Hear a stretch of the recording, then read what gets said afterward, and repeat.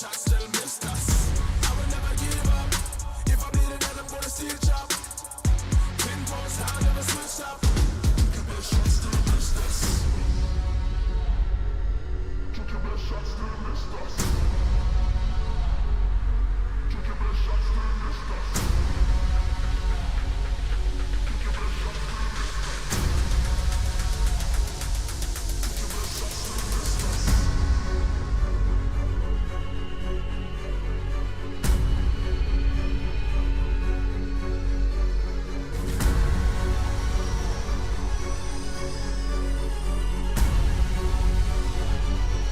Took your best shot, still missed us. And I swear I put my life on it. Can't believe fruit grew from the stripe of it. Neck used to have a knife on it. Looking in the mirror and I got that ice on it. And it's iconic, and it's ironic. I'm getting paid just to put together phonics. Had to keep my focus, had to turn a locus. Dreamed about this moment even when I felt the lowest. Now I'm making waves, yeah, I feel like roses. Heat turned up when I was steady codes.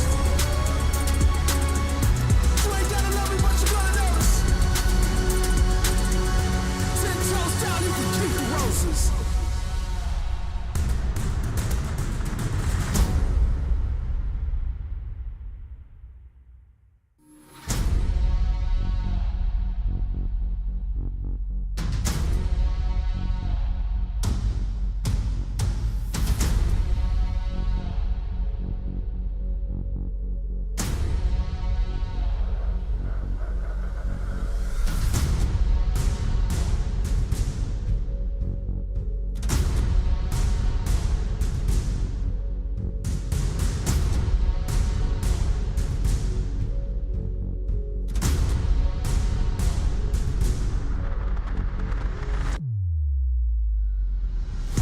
I will never give up. If I'm needed, then I'm gonna steal chop. Pin post, I never switch up. Took your best shot, still missed us. I will never give up. If I'm needed, then I'm gonna steal chop. Pin post, I never switch up. Took your best shot, still missed us. Took your best shot, still missed us. Took your best shot, still missed us. Took your best shot, still missed us. Took your best shot, still missed us.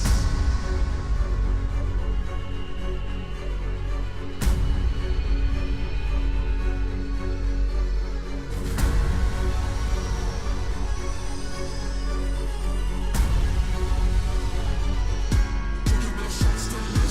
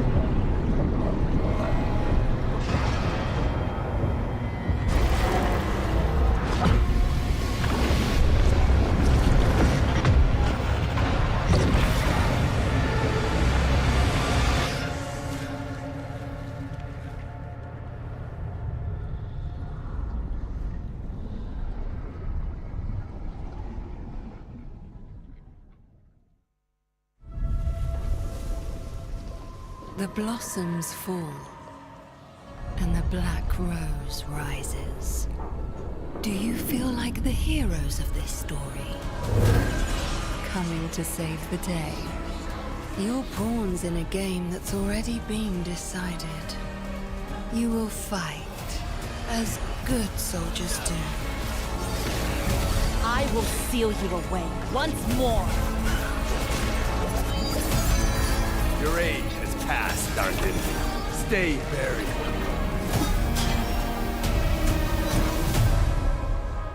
And you will fail, as mortals must.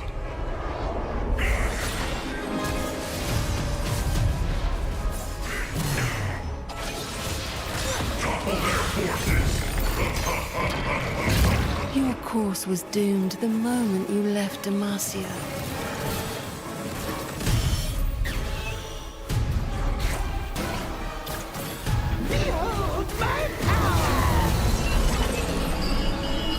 And entered my world of thorns.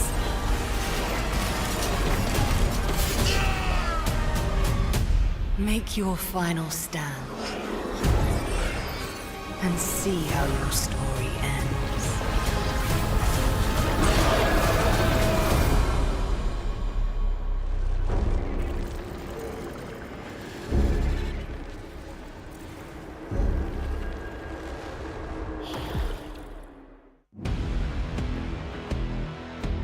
Going for it, and here comes the steal. Between World yang menjadi pemisah dunia. นี้ดินเวิร์ไผ่หน้ามายังคงรอชีวิตอยู่แต่ว่าไม่พอ As well, and even full commit is sticking. But they should try to look for a combo here. The dragon is stolen away.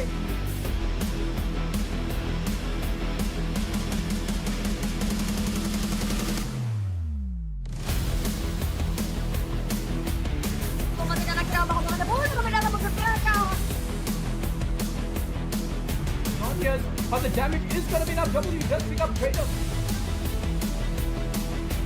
You and Pikachu goes in, and here's the magnet. At the middle of the Infinity is going to be taken down by Inferno already. มันเรื่องตรงนี้เสียงคูณไปเรียบร้อยชิปเปอร์ดันเข้ามาพร้อมชาโด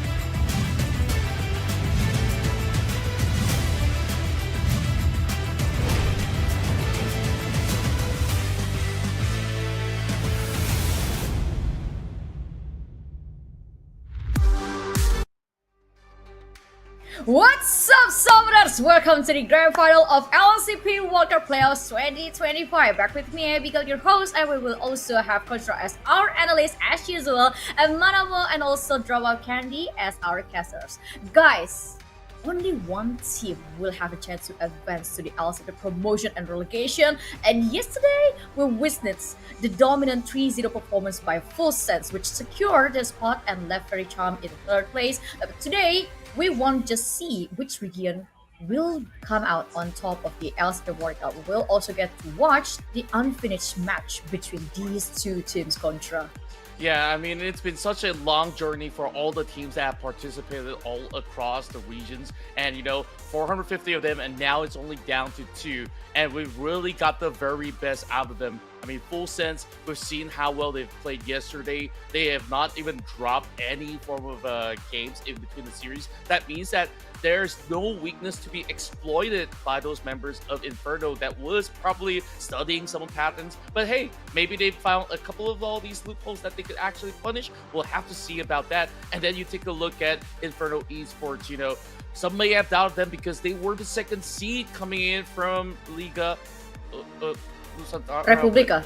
Liga Republica, bro. Yeah. I'm so sorry about that. Yep, I gotta get it right. That's Liga all right. Republica. So a lot of people might have think that, hey, it's just the second seed, but hey, they proved everybody wrong, and now they're already firmly planted, watching all the matches, the first one to be in the finals. So I am definitely excited because these two teams, they're definitely in for a lot of feisty brawls. Exactly, but Manomo, I mean, considering the performance of the Full Sense yesterday, what do you have in mind with the prospect between these two teams? Draft. I just want to see Full Sense drafting like yesterday again because it's really mind-blowing and it works for them. And as we knew that Full Sense is the only team that can stole a point from Inferno Esports on the group stage. So yeah, we really wonder what they have a lot more in this grand final because Inferno Esports looking absolutely really strong in this. Definitely, but I would like to also hear something from Dropout County as Inferno Esports is the representative of Philippines, and I believe Dropout Candy maybe can give us an opposed opinion because he's the only one who wears white today, man. Alright, I'm just here right now.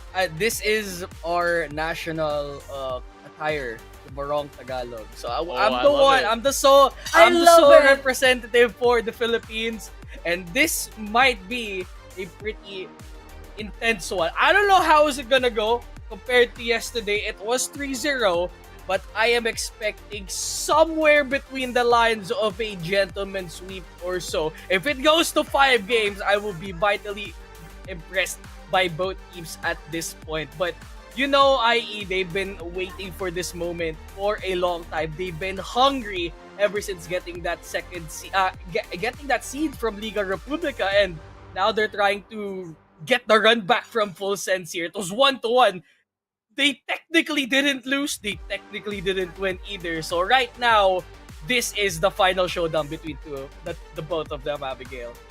Yeah, and to be honest, I really love the excitement from all of these talents of today, and I believe every single person in the live stream also feel the same way. And talking about the LCP World Cup itself, I mean, we've gone through lots of interesting matches. I mean, there's teams who could not make it, and also there are teams who try to struggle their way to just have a spot in the bracket stage. But today, the only two teams, Inferno Esports and Full Sense, is the two strongest regions right now in LCP wildcards. But talking about the grand final, yes, Full Sense yesterday already showed us a very unique composition of draft that they can pull out in the best of 5 series. But how about Inferno Esports Contra? I mean, when we take a look at Inferno Esports, they haven't really shown us something too funky, but I think like the most important portion of what Inferno brings to the table is that their level of aggression has been unmatched. And I think like the only one that has been able to really match that kind of tempo really was the jungler coming in from the members of Full Sense. I mean, when you take a look at their group stages, these two teams actually tied, and there was that game that went into the gridlock where nobody has been able to break the game wide open despite having 2 elders being taken out throughout that span of the match. It really went all the way to 50 minutes in order to settle the scores, and that could have actually been anyone's game out there. I think like for me, it's really boiling down on all the playmaking potential coming in for the mid laners, coming in from the jungler from both ends. I really love the way you pull out that topic because I always see these two teams as a very aggressive team on the early game, but for IE, they're sort of like have a little bit more flexibility than Full Sense. They can play aggressive at the early game, but they also can a little bit passive, and you just strike their way on the late game, Manabo. Yeah, I think the thing that really differentiates IE and Full Sense against the other teams, the rest of the team, is like how they understand their comms, how it's to work, and the micro play is just really, really good, and they show us in the group stage. Yeah, and on the bracket stage, Inferno Esports actually have 1 day rest, and on the other hand, Full Sense already, have kind of warm up with 3-0 yesterday, and now they are ready for the grand final. This is going to use the same system for the grand final because our grand final will also use the best of 5 series, and of course, fearless drop out candy. I think this fearless draft will really determine how deep the pool for both of these teams are. We've already seen hints between Full Sense FFRC from yesterday where the draft was immaculate. Like, you can see how well Full Sense really showed out against FFRC there. Bring some weird picks to the table as well. I didn't expect Singe out to be there, to be mid lane, so to say. So I am mightily impressed. So Inferno Esports, if you got some things in the bag, you might as well bring it out now, as they are the representative shown on our screen at the moment. Yes, Liga Republica 2025. I mean, that's also something that majority of people of League of Legends player know, that the Philippines, Thailand, and also SDMY is one of the strongest regions so far. And the Philippines prove us the consistency of the performance. And talking about the other regions, like for example Thailand, we always, have a stereotype of player Thailand is always a very aggressive one in terms of playstyle control.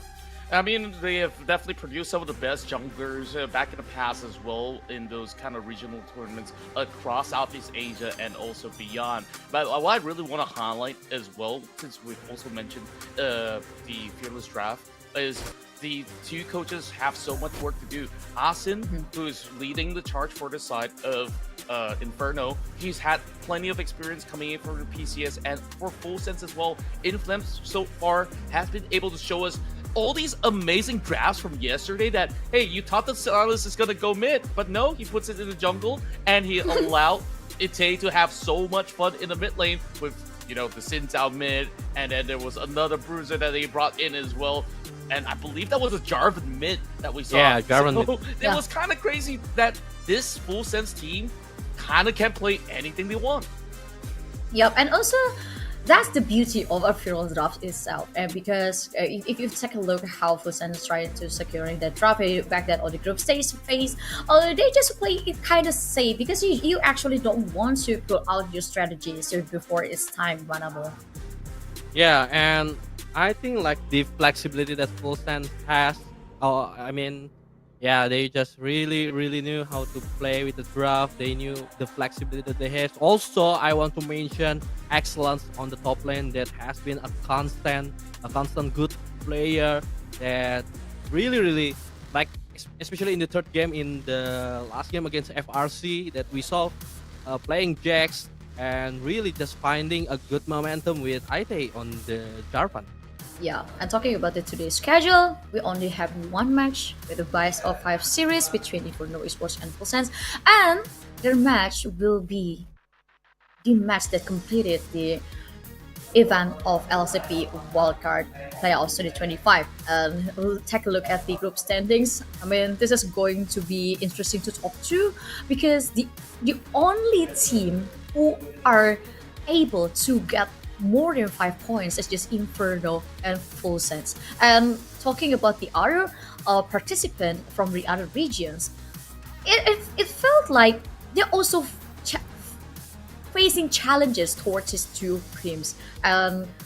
Even Fericham, who also we mentioned, probably will become the champion, were beaten to 3-0 by Full Sense and Drop Candy. This could really, really mean a lot too for the other regions as well. FRC doing mightily well in the semifinals. It was 3-0, but they were glimpses that FRC had chances to take at least a game off them. So these regions that participated in this tournament are developing. Like we got South Asia, we got ID, we also so many regions, right, that we could have gotten their performance too, but it's just too strong, man. Like, you already told us that MYSG, Thailand, and the Philippines are some of the strongest regions, and before this entire like series was not with us, we used to be participating in the greatest stage of them. Oh, we got Worlds, right? So now we're just developing from stage 1, right? We're planting the seeds for this entire region, and it's so great that the competition is still intense up to this day, and I can't wait for this matchup to begin. And now, Abigail, what are we waiting for, man? We got the 1v1 showdown, I believe. Of course, that's what we are waiting for, because yesterday we also had 1v1 side selection showdown, and today will be the same. I mean, it would not be fair if today we had this kind of 1v1 side selection and today we are not having it. No, ain't no way. We will have 1v1 set selection. Well, to be honest, yesterday's 1v1 set selection showdown was kind of weak and not really went like I expected, because the Diana pick is sort of like, kind of overwhelmed the Akali. But today, I'm done for everything. I mean, just plot any single interesting mid lane champions from League of Legends to play on 1v1, and I think this is going to be pretty interesting too, because we're talking about the pride of the mid laners, Contra. Yeah, I mean, there's just a plethora of options on the table, right? Like, I was kind of hoping that maybe in the future rule set where you kind of allow just about any kind of champions to be playing in that mode, then you get a lot more funky stuff. Like, I remembered I've done some of all these 1v1s back in the days. I would say that I'm a washed up player myself, but in some of all these local tournaments and these 1v1s, some people whip up funky stuff like a Lulu AD and stuff like that. But hey, I would say if it's only gonna mid lane matchup, you are expecting, something that is really good to have sustainability and well. But let's also take a look back into what went down on after the World Series, right? Because back in the group stages, this was a really back and forth kind of match. But yesterday, FRC, yeah, we did talk about a lot of all those close instances. FRC had their chances yet again. But all the matches from the was way too grab that really benefited Fullsense and the entire. Yeah, and the domination of Fullsense is kind of overwhelming for FRC itself. But to be honest, that was a time where I think FRC also did a very good job during the second and third game, but sadly they just could not maximize it anymore.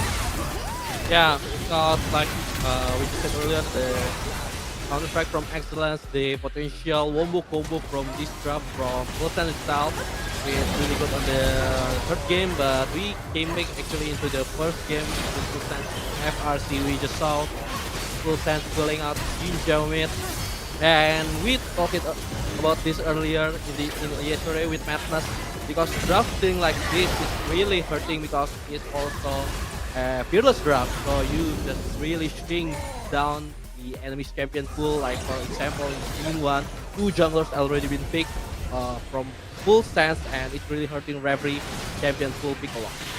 Yeah, but I think considering the pool of full stance itself, I mean, they also have a very beautiful dynamics during the bad I play section, especially when they try to pick counters for FRC from a candy.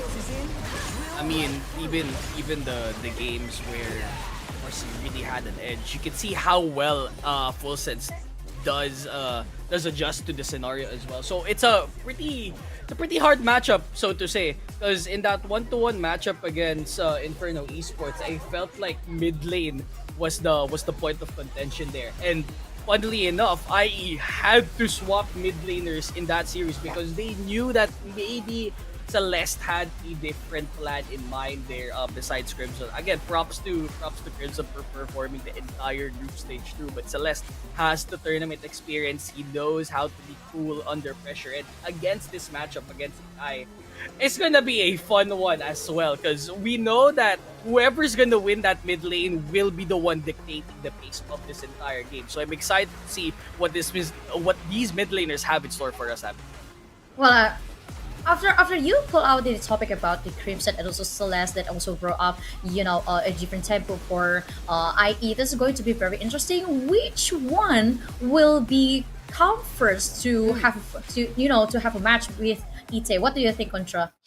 Well, let me clear my throat for a little bit. I kind of was choking for a little bit. So, all right, let's go into what this is, right? I mean, best of 5, where if it gets long drawn out, you really want somebody with fresh pair of eyes, hands, who has been able to really read the game to jump in, and then it throws a little bit more of curveball towards their opponents. I mean, over the bot lane, you've also seen that power up play for the side of Full Sense, whereas mid lane, there was that kind of sword and shield situation. And, speaking of which, I believe we're also getting our game ready with the side selection to begin with. Yeah, and the rules pretty much the same with yesterday because players will decide right to side selection through a 1v1 showdown, offering an element of skill to side selection. And players can only pick from the mid lane champion pool for 1v1, and a total 3 bans will be allowed for each player. And match will end immediately when one of the following happens. So it's like the standard rules. Anything with a player gets 2 kills or a player destroys the opponent's route. And this is the 1v1 champion pool. Yesterday we saw Akali versus Diana, but maybe, just maybe, Yasuo and Yone will be a good match too, Manabo. Oh. Yeah, actually, I also think about that. The brothers maybe on the mid lane can also be the option, but we saw actually from the ban itself that some really good champions on the mid, like Cassiopeia, because it's because the 1v1 win conditions, it's really good for ranged champions also in the mid lane. Yeah, and we're talking about the 1v1 wins conditions as well. Before 7 minutes, like I mentioned before, we will have a standard rules. It's the first 2 kills will win the 1v1, or first one to destroy it wins to red.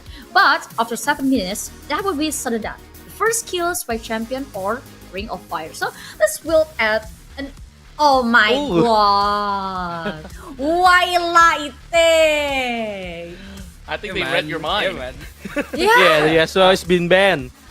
Yes, so it's been banned. I mean that would be perfect. That would be a perfect script. I mean, if it will sound like we have the script of the 1v1 selection because Inferno already picked Yone, and that would be lovely too if you have Yasuo as the opponent. But regardless of the ban of Yasuo itself, Yone and Fizz. I mean, yes, Fizz has a burst damage, but to wait until his ultimate skill open, I think that's too, probably too long for the movie.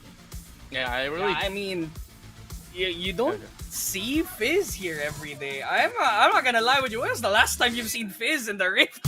Ever?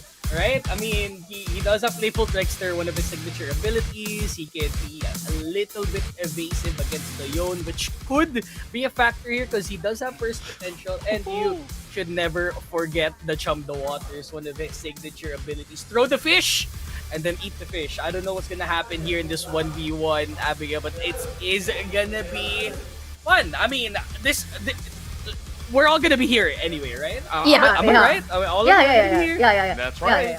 No. I'm Right. not. I'm lying. You will be alone. Bye bye. Me? What? That's crazy. But take a look at the builds, man.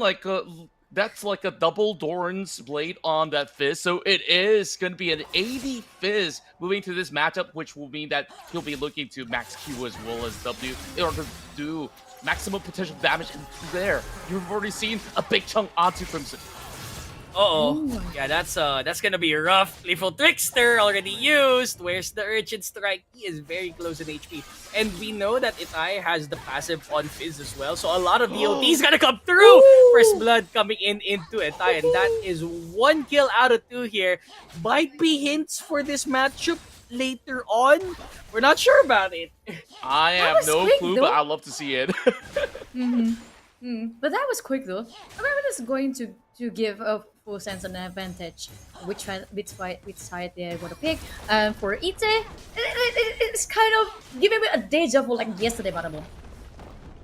Yeah, and yeah, we see Ite really aggressive on this 1v1 against the opposite side, which he plays Diana yesterday, and really he knew that the face that he's gonna pick. Yeah, we talk about this guy's champions pool a lot, and he really showing it. Yeah, but here it comes. The Inferno Crimson. Will he able to at least even the numbers of the dead to this dog? I mean, one thing to find out here. I mean, Crimson's just farming around the area. I'm pretty sure I already. He's already passed out. So again, it's 1-1 here for both. No, not really. I forgot that 1v1 the rules are different. I thought this was ARAM, so you could just base and just get back without any consequence. So I thought Itai actually got slain. So apparently not. So he got healed back. So he has a huge advantage moving forward here. So going into at least 7 minutes, I feel like he does have an advantage because he has ultimate available. What do you think, Contra? I mean, you take a look at the item differences as well. He's got the recurve bolt online and also having pretty much another supplementary item for a little bit more added movement speed as well as some damage output. And it's also a wise move that he is actually going for the refill potion. And here we go, already jumping right through, burning out that potion already. So Crimson now will have to be extremely careful, and he's got to just wait until he gets his level 6. Yeah, that would be disappointing because you just lose a redemption and even 2 redemptions because this is going to be Ite's big advantage because he already reaches level 7 and it's no time for Ite to do a very aggressive move, Manabo. Yeah, and the trade has been good, and you know, like the flash has been commented. Ooh, close, and the burn. The Crimson is taking and still survive with 70 HP. Oh, this is rough. Is he gonna base though? I think like he should, cause like at least there's some platings though. He's not gonna go for it. He's gonna come out swinging, bro. He got Playful Trickster, Urgent Strike. There's no way Itai should not secure the skill against Crimson here. I mean, he has how many plates already? I think first turret's gonna be down as well. So looking at the HP bar, it feels like it's almost gonna be over, but it's a little bit of it's a weird scenario. No, here comes the Urgent Strike. Up, shields out. Itai just needs to hit one Playful Trickster, and we're gone! And he goes to the other side, Fate sealed. Itai, awkward. Where are you going, brother, Crimson? Oh, gets the knock up, but there's no damage to be done there. So Itai barely alive, but I feel like one EQ combo from Itai can do it. He tries to get the Q up, Urgent Strike, and that is it.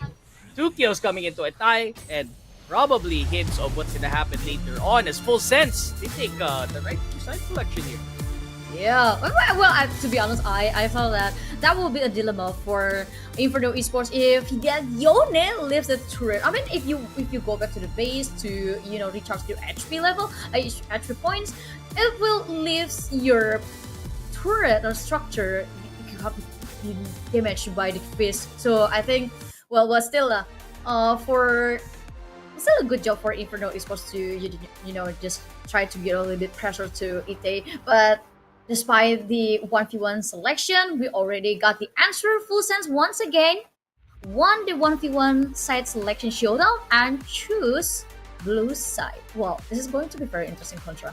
Yeah, first let me wrap up that final bout. I mean, I thought it was really, really close for an outplay coming in from Crimson, and he was really setting up those baits, and I think like overall Ite still read it out like a book, so that's great. Now, going to what you just mentioned, blue side selection is what is potent for the side of Full Sense, because that's where they've been cooking all these crazy drafts. Like, remember that Xin Zhao, you remember that Silas in the jungle, Tavern in the mid lane. Yeah, all this was done over onto the blue side. So I think like this is the reason why Full Sense they're feeling rather confident. It's like, it's okay, we can let them have that double pick. We've always been able to come up with a certain form of solution. So I think it's a good showing of confidence coming in from Full Sense as well, where they've been able to really find a lot of all these angles to work with. So we'll have to see how Infinity Esports respond with, because when we take a look at those kind of drafts as well, both sides are going to be either banning out a lot of all these jungle picks as well as all these mid lane pulls. So definitely super exciting.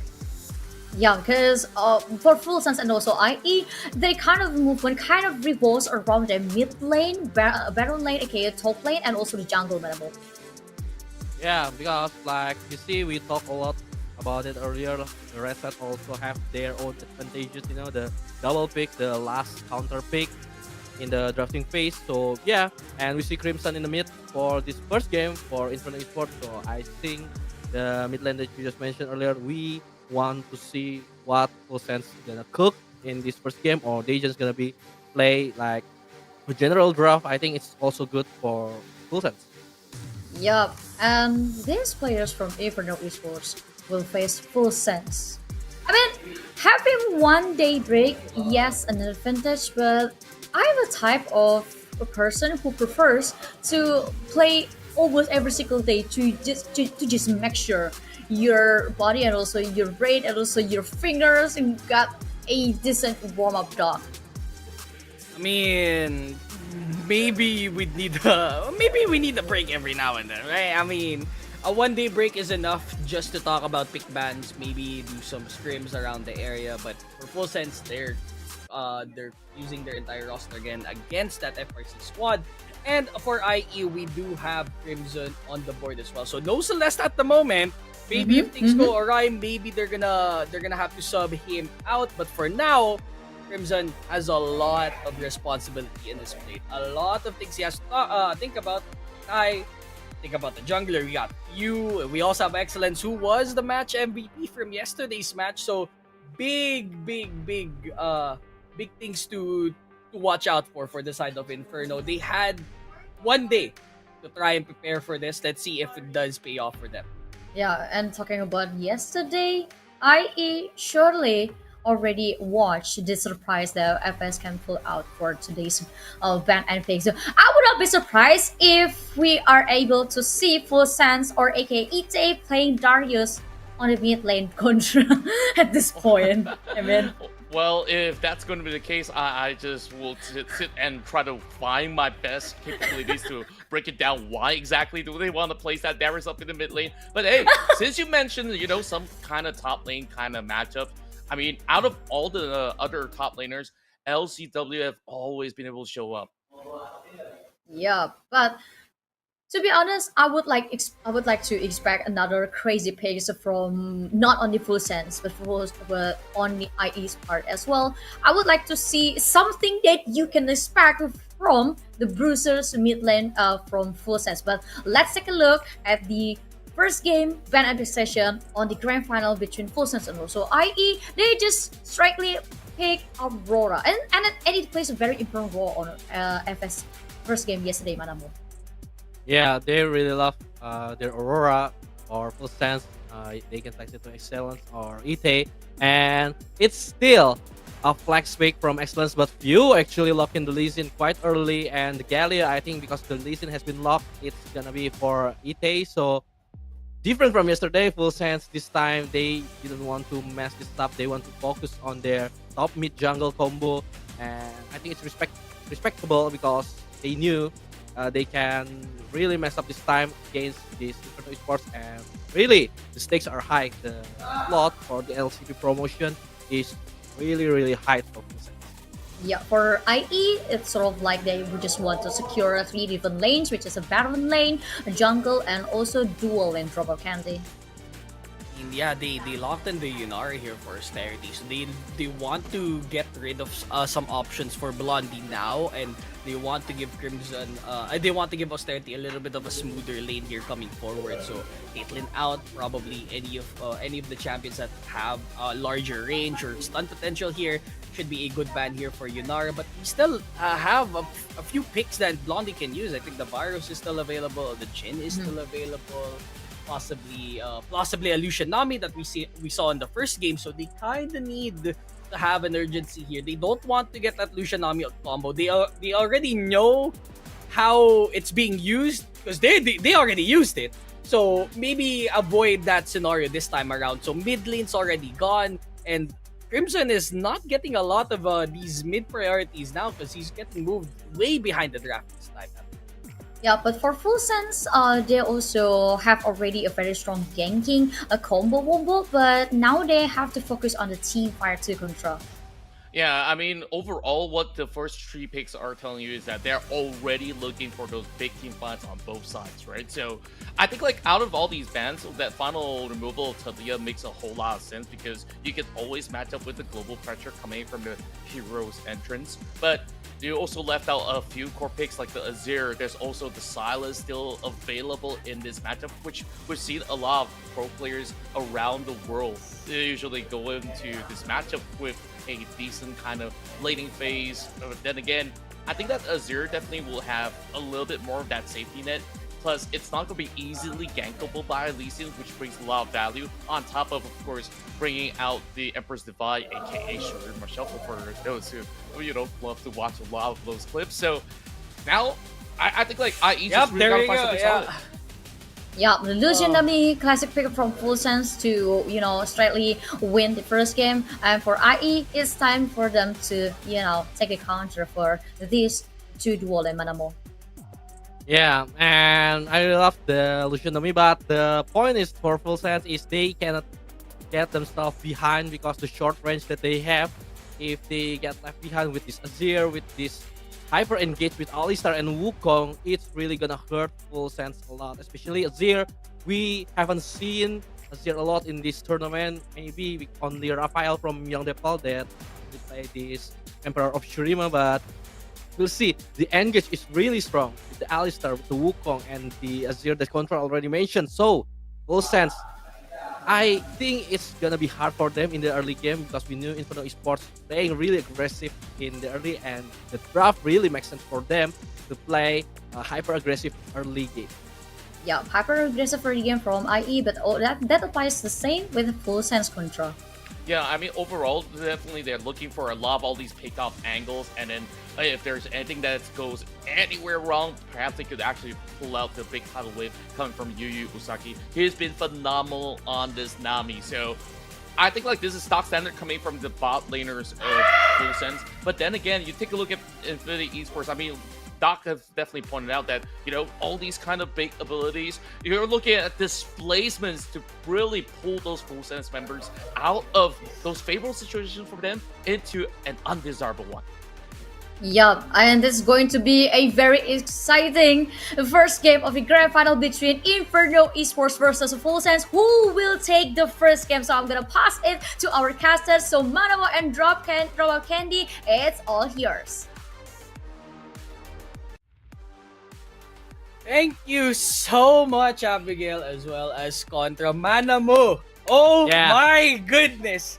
I can't believe it. We are at the cusp of this tournament, IE versus Full Sense. I think you have a little bit of bias here for Full Sense. I'm a little bit biased here for IE. So I feel like we have 2 differing opinions, but it's fine.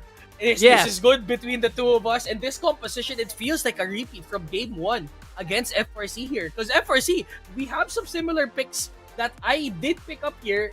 Most notably, the Rumble and the Yunara. Yeah, and I'm glad you mentioned it because like the problem with FRC is they really cannot play with their own tempo. Like we mentioned it earlier, the Full Sense just swapped them out with the with the control on the early game. But Inferno Esports, like you will be the one who know the most because they really managed to control the early game really well and then snowballing it into the mid game, into the late game, and just looking at the Full Sense, it's really hard for them to come back maybe from behind because the wombo combo is really not there for them.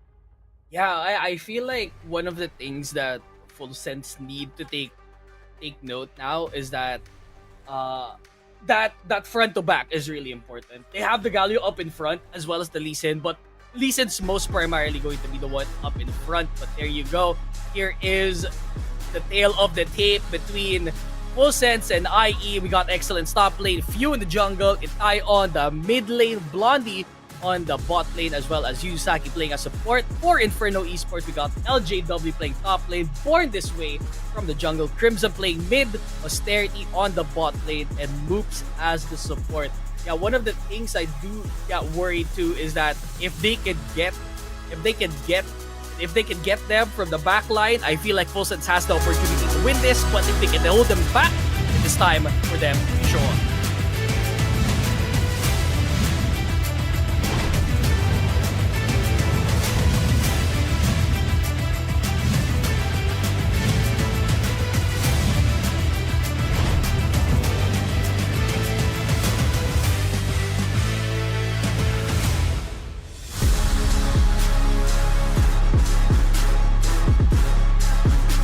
Game number 1 for the LCP Wild Card Playoffs Grand Finals. Full Sense versus Inferno Esports. We can see Full Sense playing on this blue side first and foremost because they do have the right to side selection. Let's see if Inferno can adjust here now in this best of 5 series, Manamu. Inferno Esports cementing themselves as the strongest team from the group stage in this tournament, but Full Sense showing us the dominant play in the last day. So we're gonna see if Full Sense can manage they mid jungle top combo that has been really highlighted a lot, or Inferno Esports just play on their tempo, on their own terms, playing really aggressively, playing as a team and with a good macro to stomp Full Sense in this game 1. I mean, we've already seen glimpses of Full Sense wanted to go for the 3-0 run back against Inferno, but it feels like Inferno wants to deny that opportunity. They want to be the ones to qualify for LCP Wildcard Promotion here, and it is a big opportunity for both of these teams, really, because we have the best of the best coming in from the LCP as well, who got the relegation area, so now they're looking back for promotion. So it really looks like a blast from the past here, Manamu, where teams are constantly getting shuffled back and forth. The days where relegation is a big thing. Way back when the teams really get the opportunity to get back here. So heal early on for Austerity. Let's have the lethal tempo too, and for Blondie, I'm surprised he has Electrocute for his item. I assume it was not, or maybe it's the correct one here, Manam. Yeah, I think Electrocute is really interesting build for this Lucian. Maybe the plan is just to blow this Yunara up, because I want to talk about this, like even though they have the short range, the Full Sense draft, but the Inferno Esports one, the carries, especially Rumble and Yunara, really lack of their escape mechanism. So maybe the plan is just to burst with the bonus of the Electrocute. But I think for the mid game, for the late game, it's gonna really be a disadvantage for this Lucian. Yeah, I mean, I don't think they had a disadvantage at all for Lucian. I feel like Electrocute is a intentionally in early game keystone here for Blondie, because they know they want to blow Austerity up, and if they get the early lead here, it doesn't matter if they get if he doesn't have press the attack, as long as he has an advantage against Austerity here early on. This is a good spot for them to hold. So they force Austerity to back off early on in this game, and look at the amount of CS that was currently missed by Austerity there. 10 CS up, and it's currently being bashed there inside the turret too. Huge damage coming through from Blondie, and Austerity might be in a little bit of trouble here, as -1 already coming in from that minion. Another one as well, and bit by bit they're having trouble here. Here comes the headbutt pulverize, but I don't think they're gonna get anything here. Look at the level advantage that they have here against Austerity's bot lane. Yeah, and the Lee Sin rotation early in the bottom side, and maybe gonna be a gang. Oh, pretty near, but it's a good thing Austerity and co were able to push it out, or else Few would have had a very easy gang there under that turret. So instead, he does go back. There is a scuttle to be secured here, and for the meanwhile, we have Born This Way around the area. I feel like Crimson's in trouble if he does not know that Few is around this area, so just to back away, no problem for him. And for now, early gold lead coming in for full sets just because of that bot lane dominance coming from Blondie. Yeah, and it's really just a full sense really planning it well to play the electrocute play really hyper oppressive bot lane with this Lucian Nami because they knew that the Wukong and the Alistar cannot do much early to protect this Yunara and the Lee Sin really just being a threat at the bot lane. Blondie actually got being pulverized by moves, but Yu Yu Saki is there to cover this Lucian. I mean, it's good that Austerity is able to bounce back here, but there is a big bubble coming through, big damage coming up, and Austerity does have the enhanced passive coming from that Q, so a lot of damage coming now, but it does signify that Austerity might need to go back here because Blondie does have the healing coming in from that Nami. The HP bars is not. It's a little bit significant for full sets to try and go for it, but Born This Way is around his bot area. He can go for a gank here. Yeah, and lack he of does mana. Yeah, he does see it, so he can be the safety, and IT finding Crimson, just giving him a good chunk of damage, already teleporting, using the TP for Crimson, so it's gonna hurting the mid lane a lot, but actually a mistempo in the bottom lane, and Few finally came here to cover because Blondie hasn't reset yet, so no extra item, and the lack of mana is really making Austerity can push it further. So, I mean, at least they have. Oh, wait, they force him to use the barrier just for the back. I think that was a smart move too. Gets to call, so we're playing the long game here. It is a 6-minute call for Yunara, so we're gonna be sitting very passively for Austerity at the moment. So this is a scaling game. They know that IE they're not that favorable here in this early game matchup for full sense. So instead, just back away. They concede. Okay, we'll play a little bit passive this time. If you guys go to us, we'll try and retaliate back. But for Born This Way and Code, this is a very strong early game for them. Even without any kills, as long as they're getting objectives here, Manamu, this should be good. yep. And the lane swap early for Austerity because he knew that the pressure that this Lucian give, but they really need to be careful because the level 6 from Excellence, and we knew how good Excellence pivoting this solo lane, this Lion Kingdom, and Few trying to grab some Drakes, the full sense facial they want to control this Drake stacking, but IE also have the same plan. Born This Way already see the Drake pit already been invaded by full sense.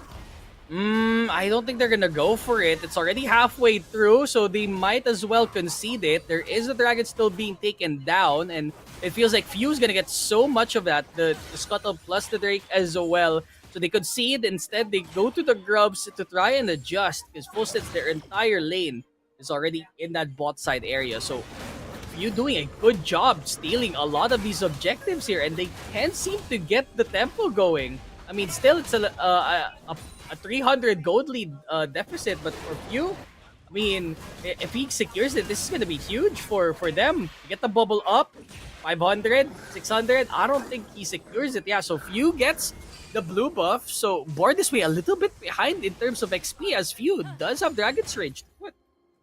Yeah, we really didn't see this Wukong early on. The urgency, we knew that Lee Sin have this power to be aggressive early, but really hurting Born This Way because right now he has the level 6, the Cyclone is ready, but the Void Grab's already been started by full sense, and it's really hard for IE to contest it, but they really want it. Oh, here comes the Resonating Strike. No follow-up. Could have been an insect, but instead they rotate back to the Grubs where hopefully they get one more in the bag. This seems to be an unfavorable matchup here for the side of Inferno Esports as there are 4 people don't have any positioning available.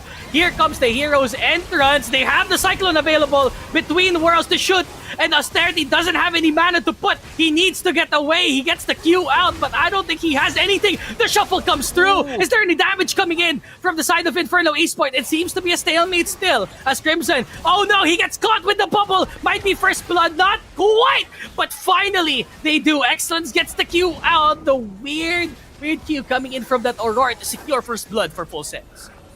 The early team fight for full sense, just playing the long game. They knew IE got the tools for this team fight. The Emperors defy the Cyclone, but after that, things came out from IE. Full Sense knew for the consistent damage they have it, and they just playing it really well. And also Yu Yu Saki with the prison, and we'll see from the replay from the start that we see the between walls trying to get Austerity, pushing Born this way really low, and need to retreat early with Cyclone. And the Emperor's Impact for this engage is already good, but Crimson stay quite too long and trying to shuffle to escape.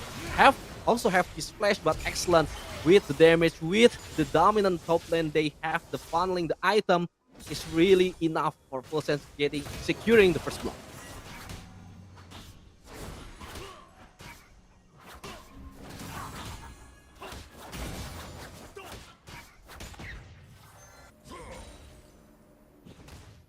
And now we're gonna see. I was gonna say that Crimson, he could have shuffled away, but you saw the bubble coming in from Yu Yusaki, so it's pretty good. Another one hits, and it feels like another kill would be secured, but it's the flash away, so no more sums coming in from Moops. Has to use that ult. I don't think he used the ult as well, so he does have X Splash.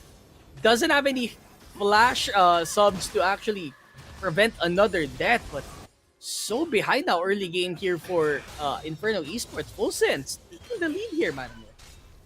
Yeah, this Aqua Prison from Yu Yu Saki really just setting up the play, forcing spells from IE, and it's really good enough to setting up the tempo. And IE, we knew they have the boom boom damage earlier, the wombo combo for later from this equalizer, this cyclone, and the impressive fact, but the early pressure that Full Sense want to maximize is already been good, and Born this way getting caught with this ping ward. Maybe they try to retreat from Full Sense, and there will be no sacrifice for the side of the bottom duo of Full Sense.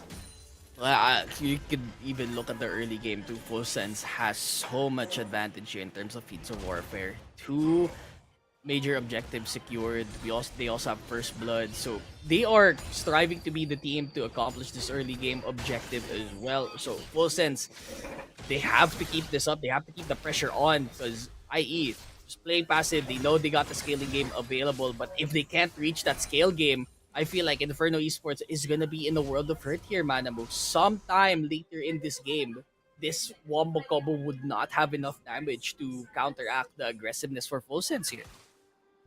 Yeah, and it's really just hurting a lot, and Full Sense items are getting really down. The Leander's Eclipse and Essence River from Delusion, and also the Resist coming from the Galio. So there's 5 seconds into this Mountain Drake, and the stacking of the objectives, like you said earlier, it's been really good. And IE, I don't think it will be wise for them to contest it. So I mean, they have a TP to try and go for it, but it's already halfway through.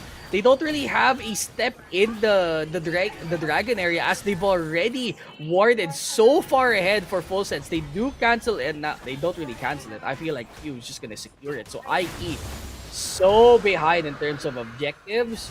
They get one more secured, and now another point in contention here before they reach the of warfare accomplishment. So now they're just going for the plates. They know Crimson's around the area, but there is a Galio ready and waiting here. Where's the Shield of Duran? Does get the hit, just this punch Q combo, and I don't think that's enough damage for them to take. But I still think that draft wise, this Galio does a lot of damage, but here comes the Cyclone. Might be the punishment that they need to get Few out of the way. Gets the Q, the shuffle, but that's not enough damage. The tidal wave hits, and it feels like Moves might be the next one up. So much aggression coming in from Lucian. They didn't respect it in the draft phase, and they're getting punished for it.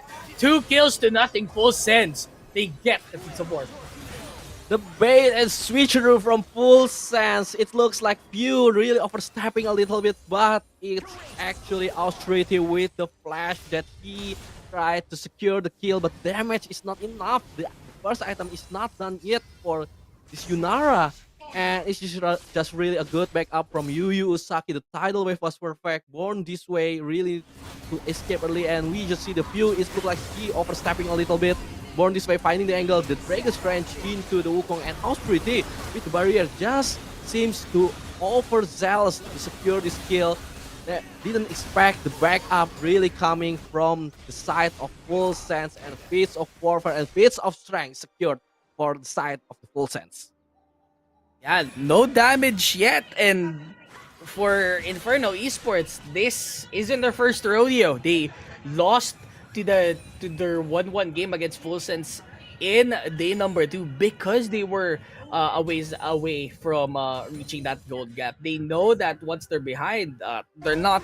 They weren't in this driver's seat before. They used to be always dominating in the early stages of the match, and now we know that now that they're behind, they're playing catch up the entire way through. A lot of objectives coming in the way of Full Sense, and there's only one more Drake remaining before they eventually reach Soul Point here. So, i.e., they're forced to take unfavorable trades because they're not leveled up correctly.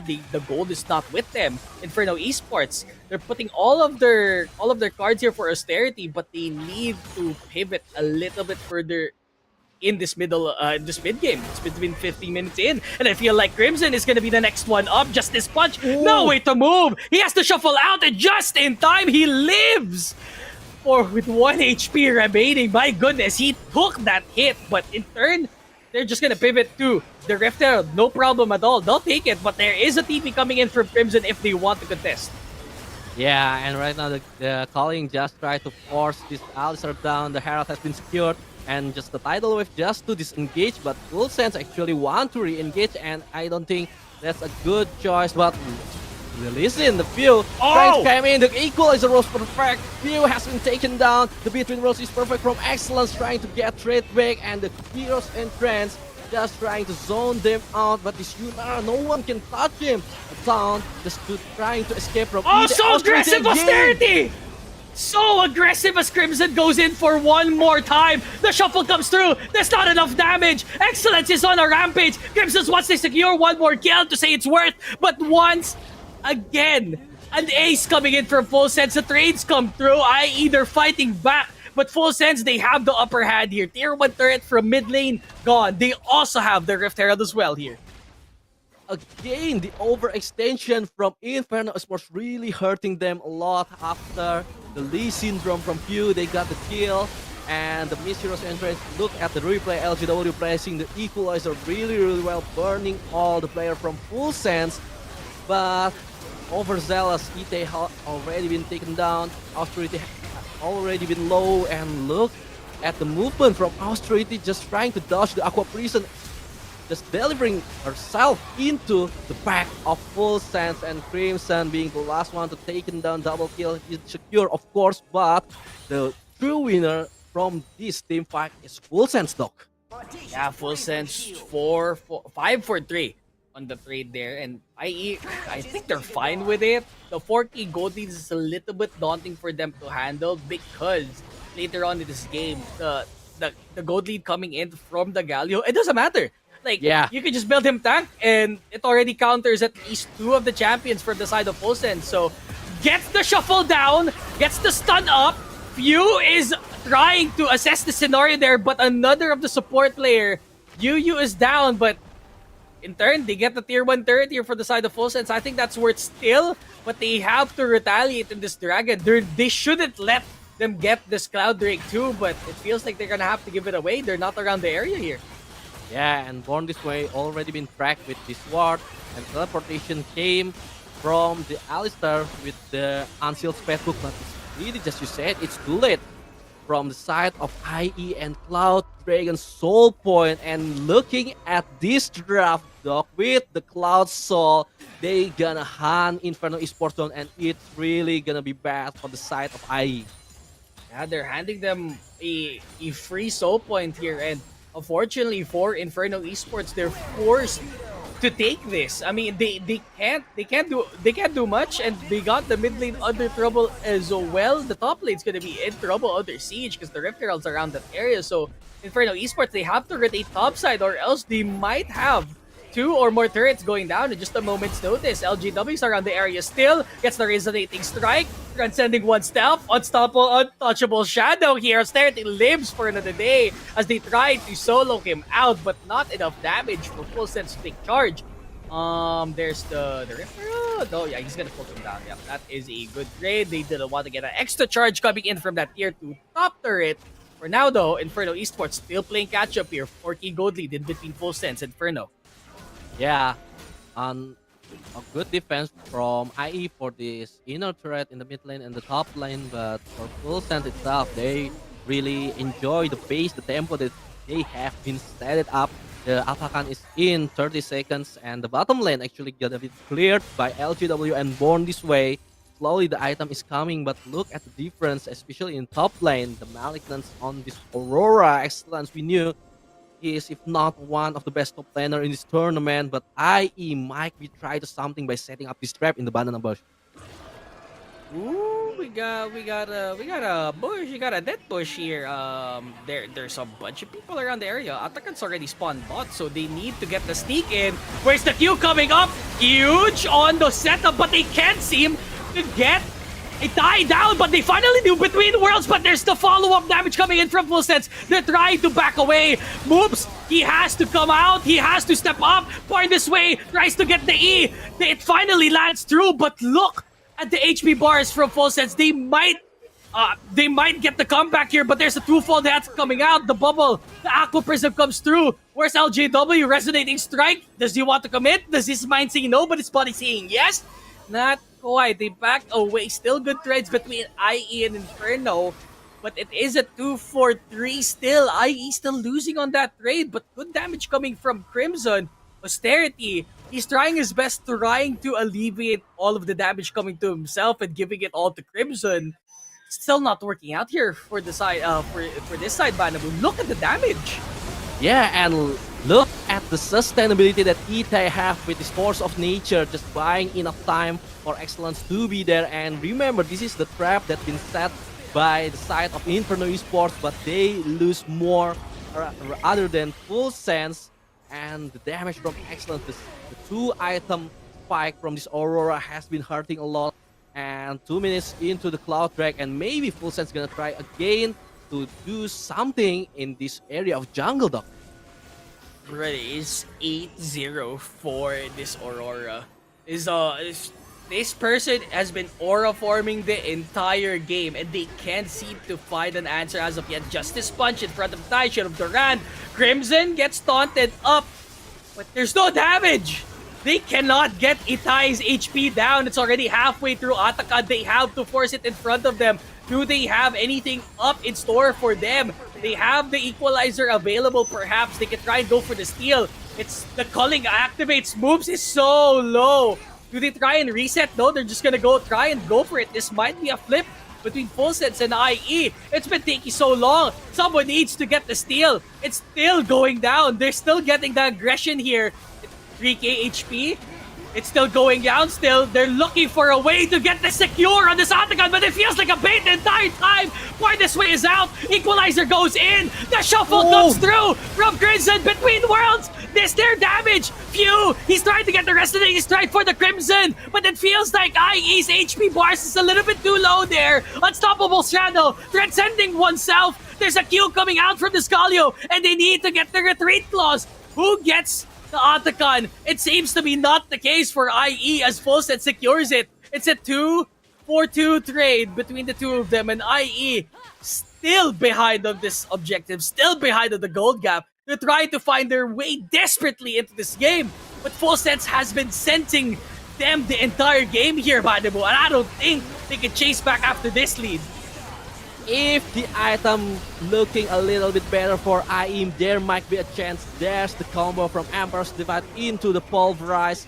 But again, look at the HP Austerity. Moves really low, and few, I think, is a bit overzealous. But in the end, they got the Atakan, and this is the Cloud Soul that Full Sense might try to contest from IE. But Dragon is already melting, so Full Sense might need to wait for 5 more minutes to secure their own Cloud Soul, though.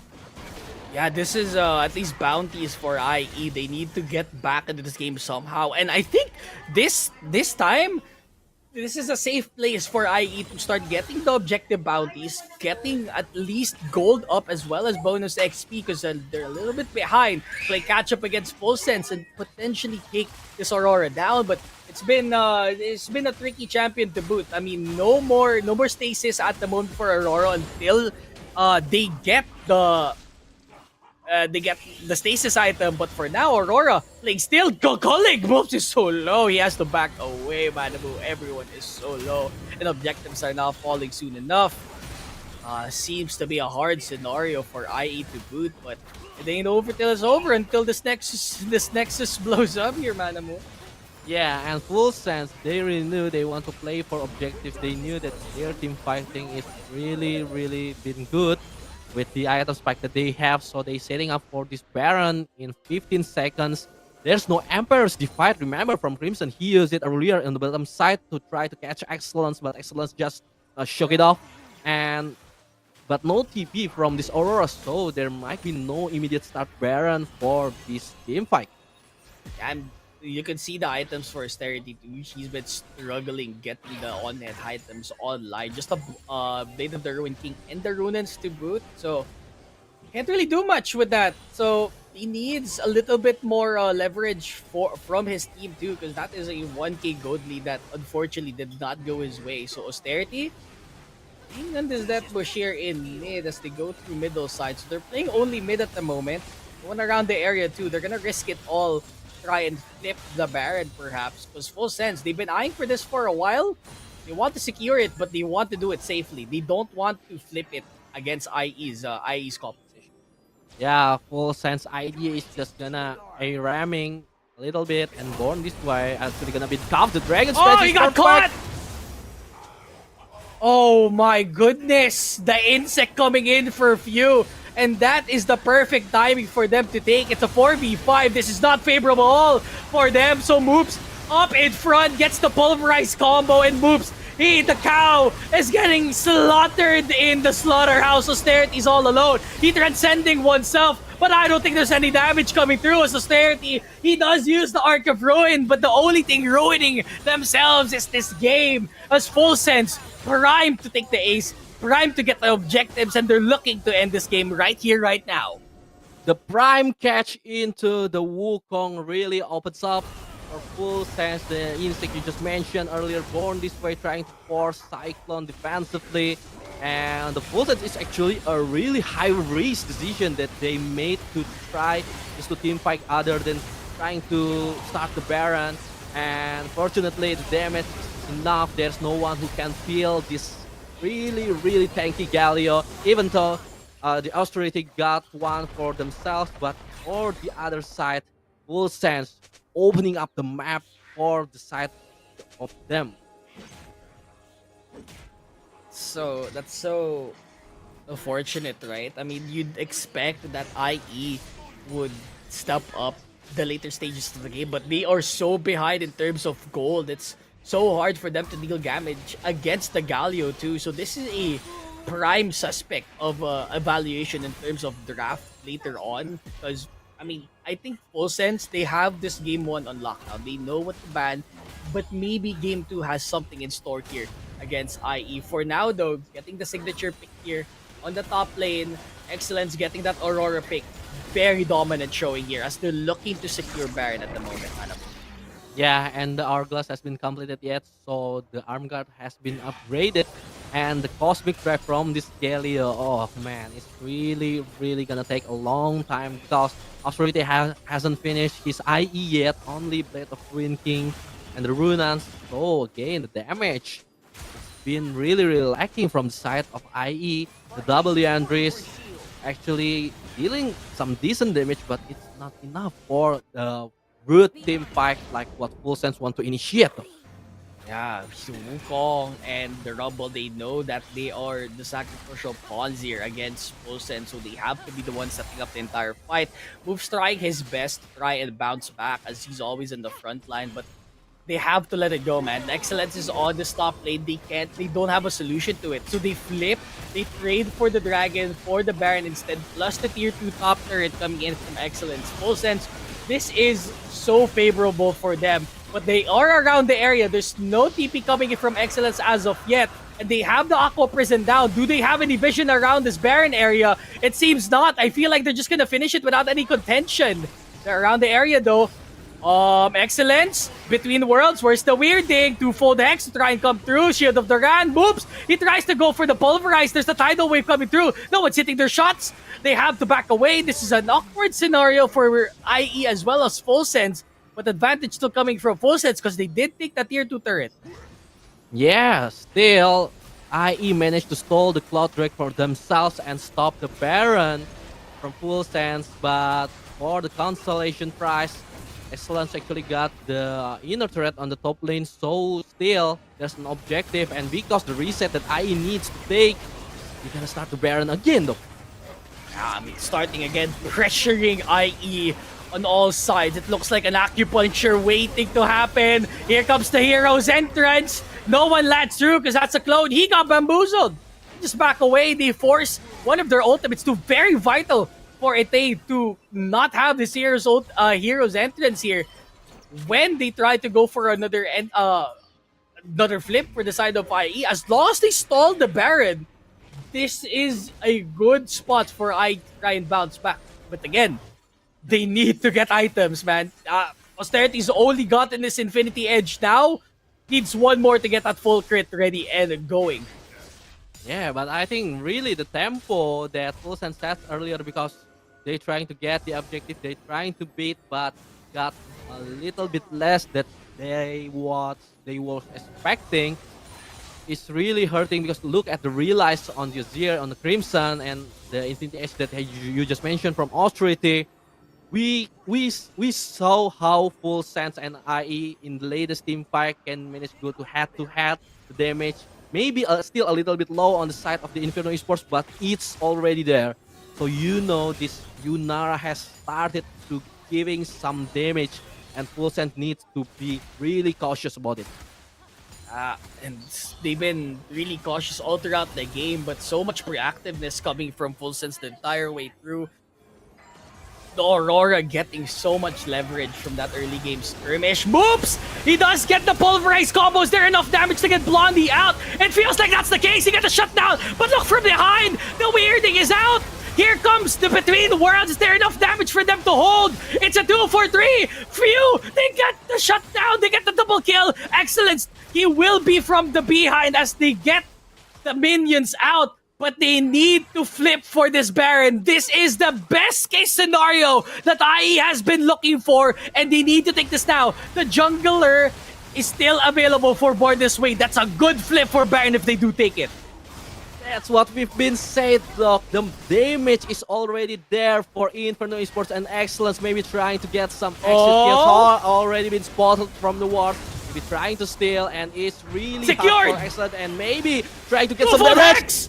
Huge damage coming in from Excellence. There's the Cyclone. Where's the staff? Oh, they get another twofold hex. What is this What is this Baron worth? They just wanted to deny it. But Excellence is looking like a raid boss at the moment. Crimson, you have to get away. Another twofold hex coming through. There's a TP now coming in from Ite. There's a big rock coming through. And he needs to shuffle the hell out. And he does so. But at the cost of 2 members from IE. But they do secure the Baron. Still a minute away from this dragon, so they will be in time here for this dragon fight, Manamu. And you started question, is the Baron worth it? Because you initially got 3 Baron on your side, but now left with only Crimson there, and the wave pushing on the top side and bottom side. Full Sense trying to hurt this structure a little by little, because in 50 seconds, the soul that they have been ignored for so long, Full Sense might try to contest it. Yeah, this is a good contest for Full Sense. Is it worth it for them to take the soul point and risking it all for a flip here against IE? They've done it once here for IE. They can do it again, but a while ago, Excellence was out of position that entire fight, so there was not a lot of damage coming through for the side of Full Sense, as Aurora is the one holding all of the baskets here for the side of Full Sense. One Blondie's gone. There's no damage coming through for Full Sense. So IE, this is the time to strike. They have to set up just like last time and target one of these high impact champions like the Lucian, like the Aurora later on in this game. Yeah, they tried. IE need to mark Excellence really well, because they cannot just start the team fight while the Aurora is there. They knew the potential damage, the 4 items it's close to the Rabadon's death cap for this Aurora, but maybe they try to do something by sieging this mid wave. I mean, the Azir got the turret up, just stalling a little bit, but look at Excellence's position. Uh-oh! It's been currently locked down! Excellence needs to get the hell away! Oh my goodness, Excellence! He's trying to get away, but he got shut down trying to go for the humongous gank. There is half HP in the dragon, and IE, they're looking to flip this. Oh, do they secure it? Not quite. They get the soul point. Blondie is gone. Austerity, he loses, gets the solo kill on to Austerity. Blondie secures it. But for what? Austerity gone. Excellence gone. The flip did not accomplish their objective here for IE, and Full Sense still ahead in this trade. They tried to flip it, but it was not worth it there, Manamu. I'm gonna say it's worth because, I mean, you can argue there is a shutdown from Excellence, and then the side of Full Sense, they got the Cloud Soul that they've been longing for, and plus Blondie get the kill into this Yunara, so this Lucian also gonna be hurting a lot. The items gonna be boosted, looking up for the fifth item, and we're gonna see in the replay. This is the burst, the team fight from earlier that you really see there is no Aurora there, no Excellence, and no Few there, so it's just 3v5, and IE managed to get it early, but it's still the damage from Excellence actually hurting a lot. And this Baron, I don't know the decision, and look at the burst from this Aurora, and yeah, you can just see this Aurora, like you said, is the last boss of Full Sense. Yeah, I mean, Malignant's Void Slap, as well as Leontis. Oh, I don't want to face against an Aurora as well. If I know I'm not the tank, I'm gonna get one shot. Really, it's looking crazy. The sculling being used, forcing Crimson to shuffle away.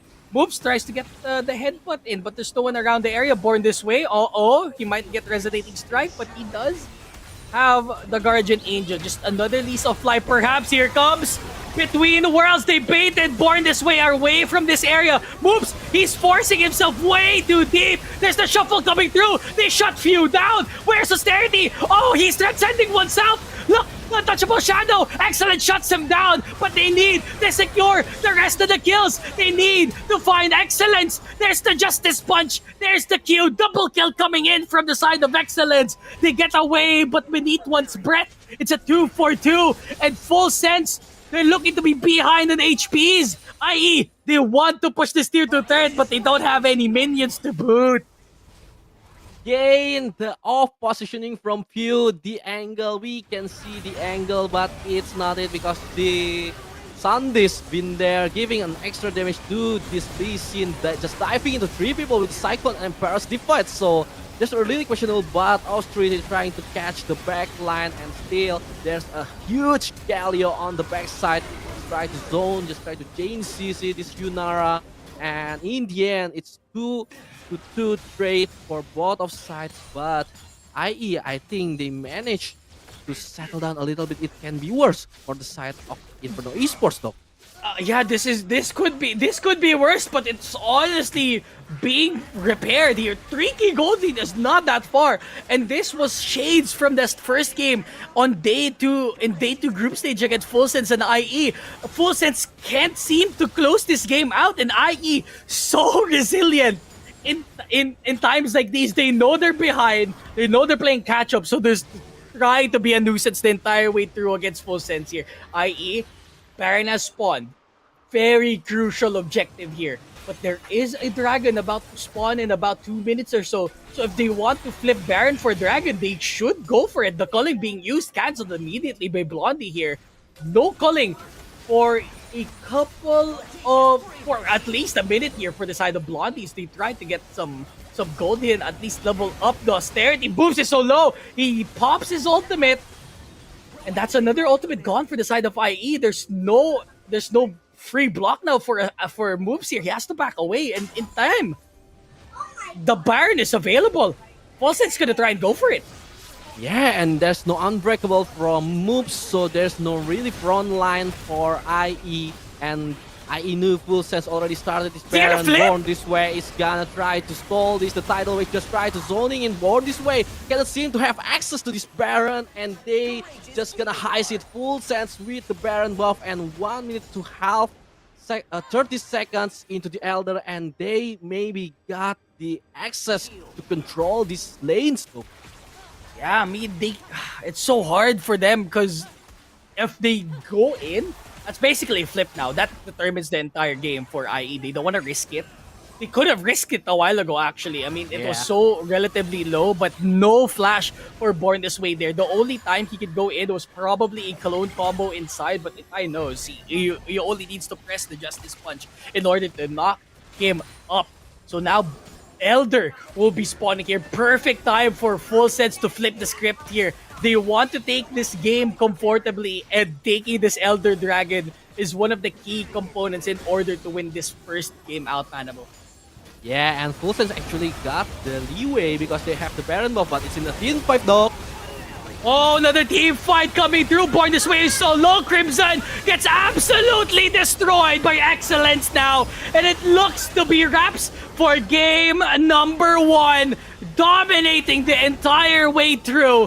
Full Sense, they got the Baron buff, they got the setup from behind. Excellence doing a wonderful job taking the flank route there. And it looks to be Full Sense has to be on all 5 senses on the body, prepared and mentally ill in order to take the series up.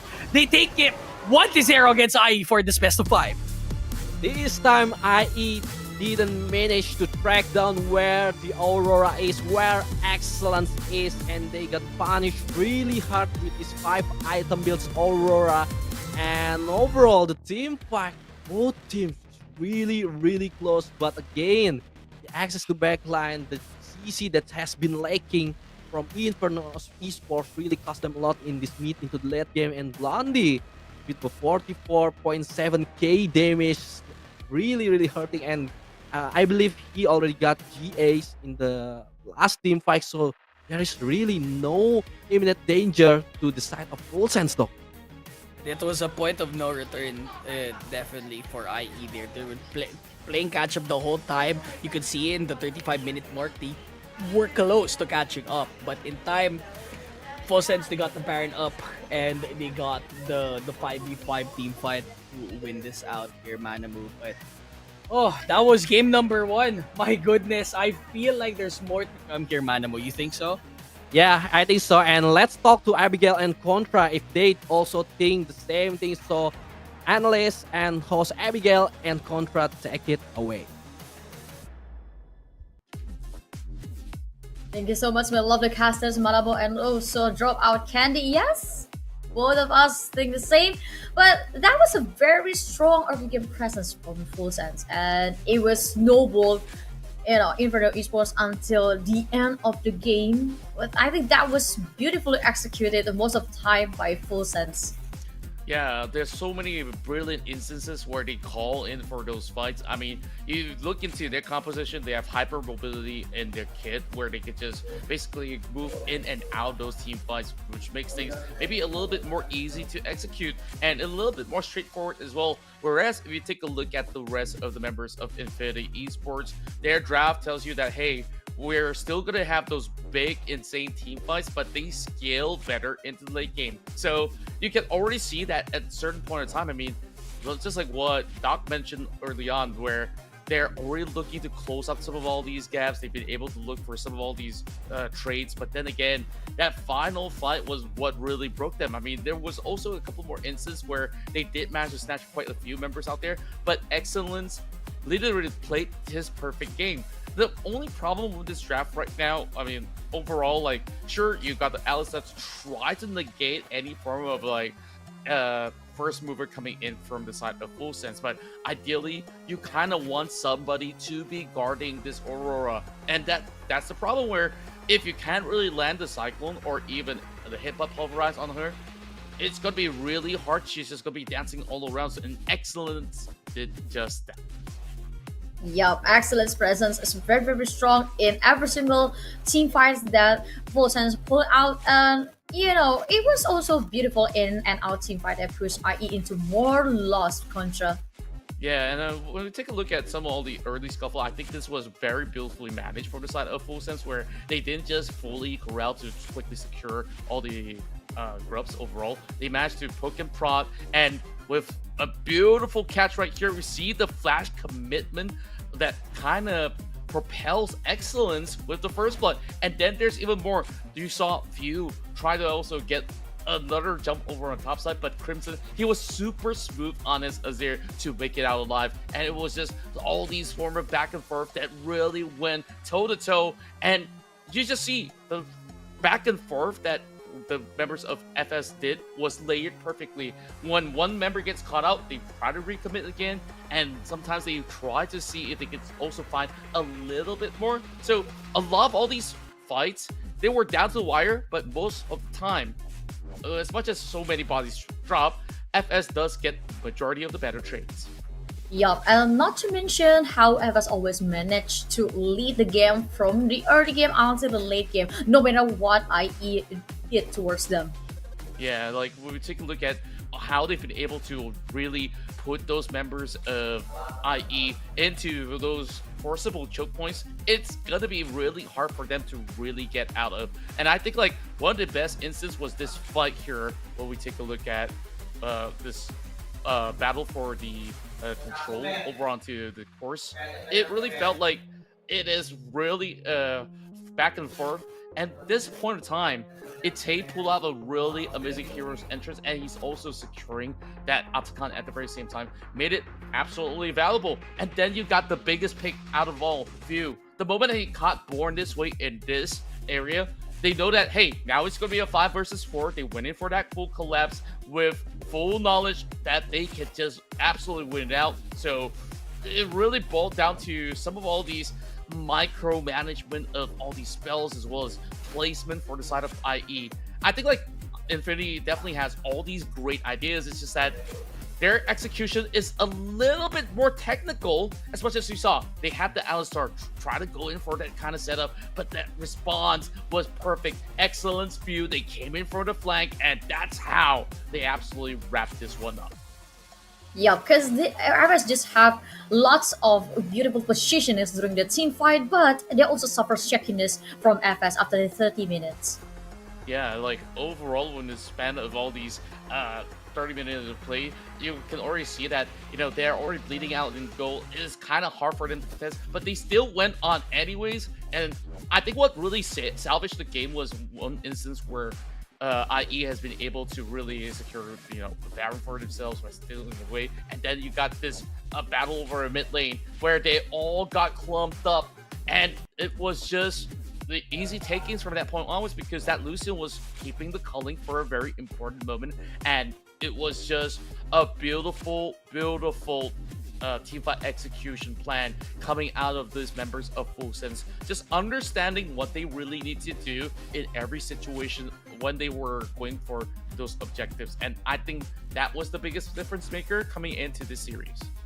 Yup, and we are now going to jump to the second game of the grand final between the Full Sense and IE. Yes, we were shown how dominant the Full Sense during the very first game, but it's going to be very interesting to talk about the IE parts. I mean, even though they tried their best during the first game, they always lose the lead towards the FS. But on the second game, I expect something different from IE, because they need to pull out the more aggressiveness movements towards FS if they want to secure at least one game from Full Sense control. Yeah, and you also take a look at some of the picks that we have in game one, right? A lot of all these staple picks that both teams absolutely love, like the Wukong and the Lee Sin, both already taken out. So the pool for the jungler would be, maybe you have to open up things like Pantheon. You have to open up maybe, or even consider tank junglers that can easily go in for engages. So we'll really have to see what would benefit them. Also, while looking at the way that they're playing, you need to also have that kind of fast tempo in order to turn those team fights around. Yeah, and I can't wait to see what kind of draft from Full Sense and also IE on the second game. And but let's welcome our casters Manamo and Drop Up Candy to jump into the discussion together with us. And welcome back, babies. And talking about this second game, this is going to be very interesting because Wukong is disabled, and same goes with Listen. Now that lives in different options for IFS and also IE, but we also know that these two teams are also very likely to play Pantheon. But who's gonna play Pantheon first, Robot Candy? Good question. I feel like the Pantheon is a good pick, but it feels like a worthy ban also in this entire series. I feel like the entire series against FRC, I don't think the Pantheon was ever picked between the two because it was constantly getting banned. So maybe giving priority not on the Pantheon, probably on a composition that they're mostly used here for the side of Full Sense. Let's say the Varus, the Karma, Hecarim, Abessa would be a good composition for them to have. Perhaps. Yeah, good call, Contra. Yeah, go ahead, because I was just agreeing with him. I thought you were adding more or something more to drama Candy's statement, but I think despite having a Pantheon, there are also a very varied options for both junglers. I mean, you still have Viego, you still have Darkness Jungle if you are not maybe you are not really want to become a carry jungle for both parties, or maybe you still can have that again for Full Sense. But I think that pick will be a different situation, Contra. Yeah, I definitely think it is a little bit too risky to just instantly go in for that opener. But Infinity Esports, they opened up with this Nico. We've seen a lot of Nico to be played out as a support, but hey, there's also certain situations that you could also hop it over onto the mid lane as well to face off against Ite. So decent flex pick for the side of Infinity Esports to actually pick things off with. I mean, Full Sense has got a lot of options here to try to match up. Well, that counter attack, if you have opponent who pick Nico, Silas will be a perfect answer, Malamo. Yeah, and remember, I want to say it is IT Silas, but after last day I can't say it anymore because you maybe can also play the Silas. But yeah, it's actually a good counter for the side of the Nico itself. Maybe forcing the initial idea is forcing Full Sense to pick the Kalista, so there is no Kalista Nico combo because there's no Renata. But Full Sense decided to you go on with the Kalista Nico. We have Bard, we have Silas, and I think it's really a good counter against the Nico first pick for IE. Yeah, so that leaves to IE because they actually know their Nico is already hard countered by the FS. And what could be the next pick, Robert Candy? Ooh, okay. Kalista Austerity, one of his signature champions. Isa. I mean, it's a good pick, but with the Nico as well, that's a good support to boot. So maybe a mid pick would be a solid, a solid secure here for the side of IE. I don't think the Galio is available now, so I think an AD mid or an A. Wow, a Rise. Love okay, Absolutely you played way back in the patch. Excellent pick for the side of IE. Yeah, I really do think that it actually matches really well, right? Because like whenever he tries to jump up ahead, you can just instantly go in with all these kind of spell fluxes over onto the Silas to instantly punish. And on top of that, taking the Silas, the only value is that, they try to check, like, if you were to pick something with those big combos, you get instantly punished. And now, these are ultimates that is kind of hard to activate other than the Poppy ult. I mean, sorry, the Nico ult. Yeah, but for Full Sense, it feels like they just want to dive in every single lane animal. Yeah, and I think because the Rise pick from A is really brave because the plan is to Rise advantage have this global presence with the Emerald, but now the Silas can really match him wherever he goes, so there won't be lacking team members for Full Sense in the team fight. But the last pick Severe in the first drafting picking phase is really, really good in terms of damage. I mean, they play against Kaisa Nico, so try to suppress her early. But in the late game, it's gonna be a really, really delicious target, especially when Kaisa got the killer instinct to backline Zivir. Really need a sustainability, so I think full sense right now really need to looking for the jungler that can protect this AD carry for full sense. Yeah, but I think talking about the advanced session between these two teams, no trouble. I mean, they just want to lower the dive opportunity from full senses towards the IE contra. Yeah, I mean, there's definitely that kind of potential as well. Like, overall, you're already eliminating a lot of all these early game tempo kind of options hitting into the jungle list. So it gives you a few realistic options as well. I mean, thought about picks such as the Nocturne that we've seen back in the group stages that was relatively popular. Sinzo is still online, and Rengar of all things. Oh, this is just absolutely wild. I mean, Austerity, I don't think you can get the Lee Sin. It was picked. I don't think you can get the Lee Sin, bro. Nah. What is going on? I don't think. No. He's thinking about it. Is he gonna go in for, you know, the hunt? Because, like, there's the Kha'Zix, and I talked about this in Zhao. It's still available. I think this is a decent response. Is it the best? Well, we'll have to see. I mean, team fight. This is where it gets interesting, right? Because the Nico onto the Crescent Guard would be something that could be Contra. Is it Rengar mid? Probably. Whoa. Probably. Whoa. I mean, We still don't know that. You have That's to ballsy. think on behalf of full sense I do mindset. one better. Rengar top.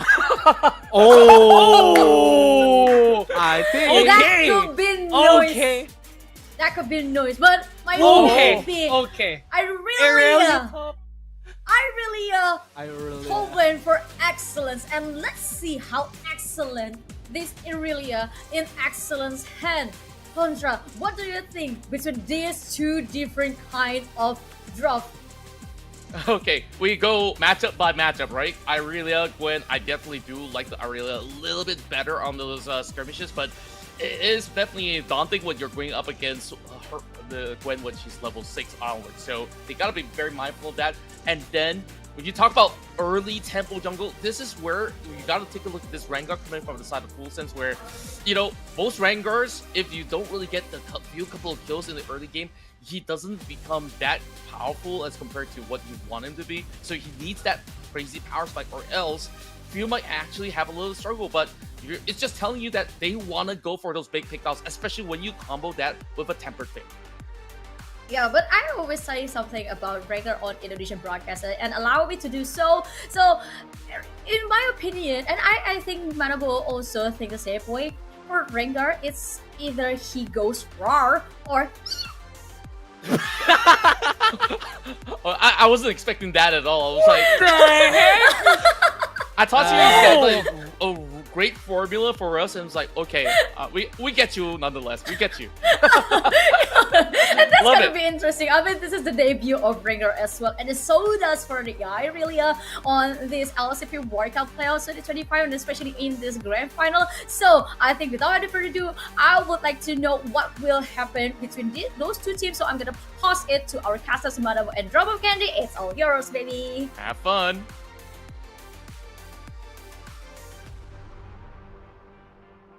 We're still here, man. We're still here, man. We're still here, man. We're waiting for it to go into a transition, but we're back here again. Game number 2. Still, Dropout Candy, your PH caster here, along with Manamu. Oh my goodness, where are we going now for this game number 2? A lot of very unorthodox picks, so to say. Rengar, jungle, we got Irelia top. This seems to be an ego matchup in top lane, so to say. Yeah, true. I mean, just like Abigail said, you know, this Rengar is gonna be or nah, because meow roar. Yeah, it's gonna be roar. So I mean, if you're looking at the long term, because Full-Sense are already secured this game number 1, they can have this leeway to do this kind of picks. The Irelia and the Rengar just trying to really letting the draft out, the fearless draft, the champions out. So maybe in the next game, even if they lose this game, if the win is awesome, but if they lose, they still have power picks for the next game. Yeah, but for this very moment, they're looking to lock us down for this second game. Here comes the title card. Face-up matchup. Take it away.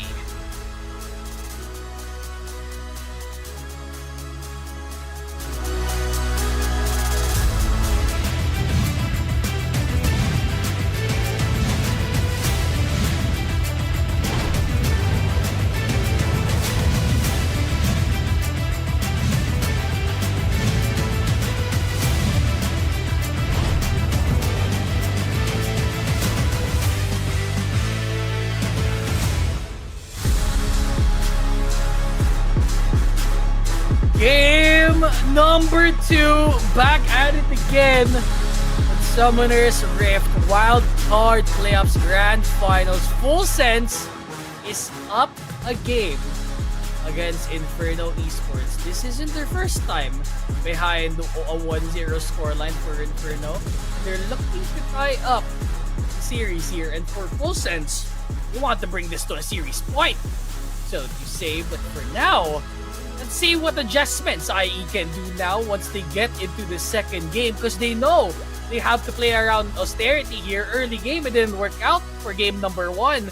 But with a very aggressive Eco Kaisa pick, I feel like they should have a comfortable bot lane here, because the Seaweir, I already know Manamu, gonna farm until he has 300 CS. Yeah, for sure. Or maybe like Jin Air, maybe 1,400 CS if you It's a don't lot. mind. And back again, because the Full Sense, I think this is the really important match in the game too, because if they can win with this kind of cheeky draft, the pocket pick draft, maybe they gonna get a mental boost for the game number 3 in their series point, championship point. But if Inferno Esports lose at this game, and it's gonna really affect them a lot.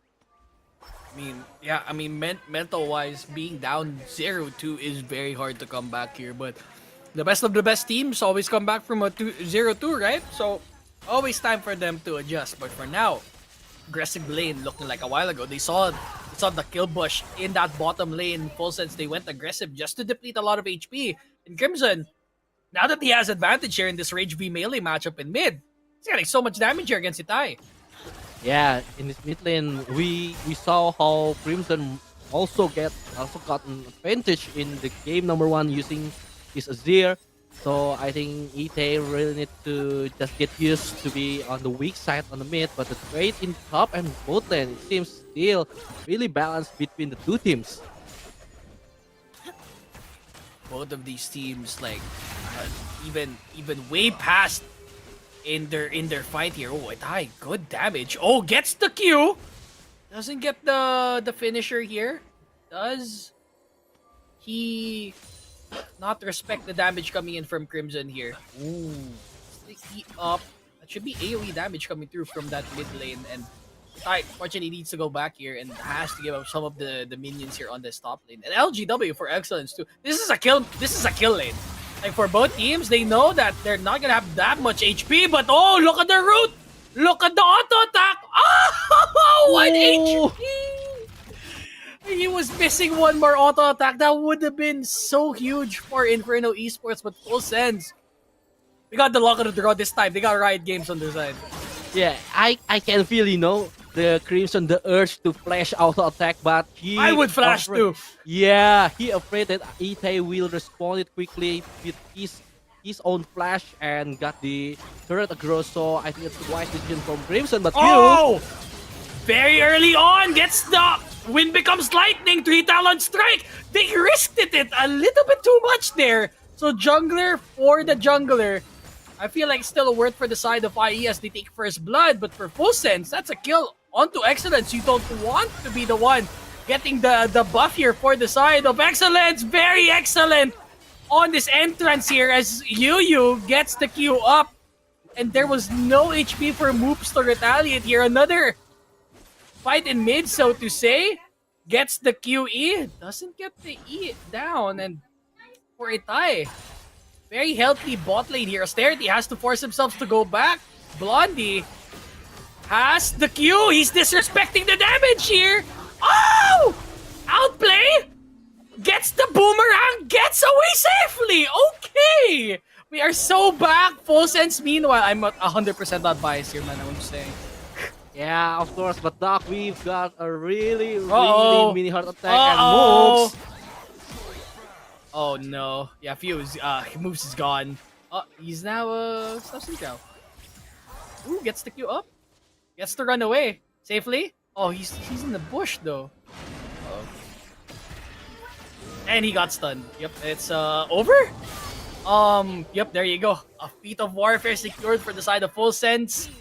And unfortunately, IE, they should have had it early on, but now they got the kill. Plus, they have the dragon ahead too. -1 on the turret, by the way. Oh, the cannon minion. Too big. But 2-3 scoreline, not bad for IE as well as for Full Sense. Early on, the objective is very important for both of these teams because they're more of Full Sense is more of a scaling comp, while IE is more of a let's go aggressive. Yeah. And they need an objective as early as now here, Manamo.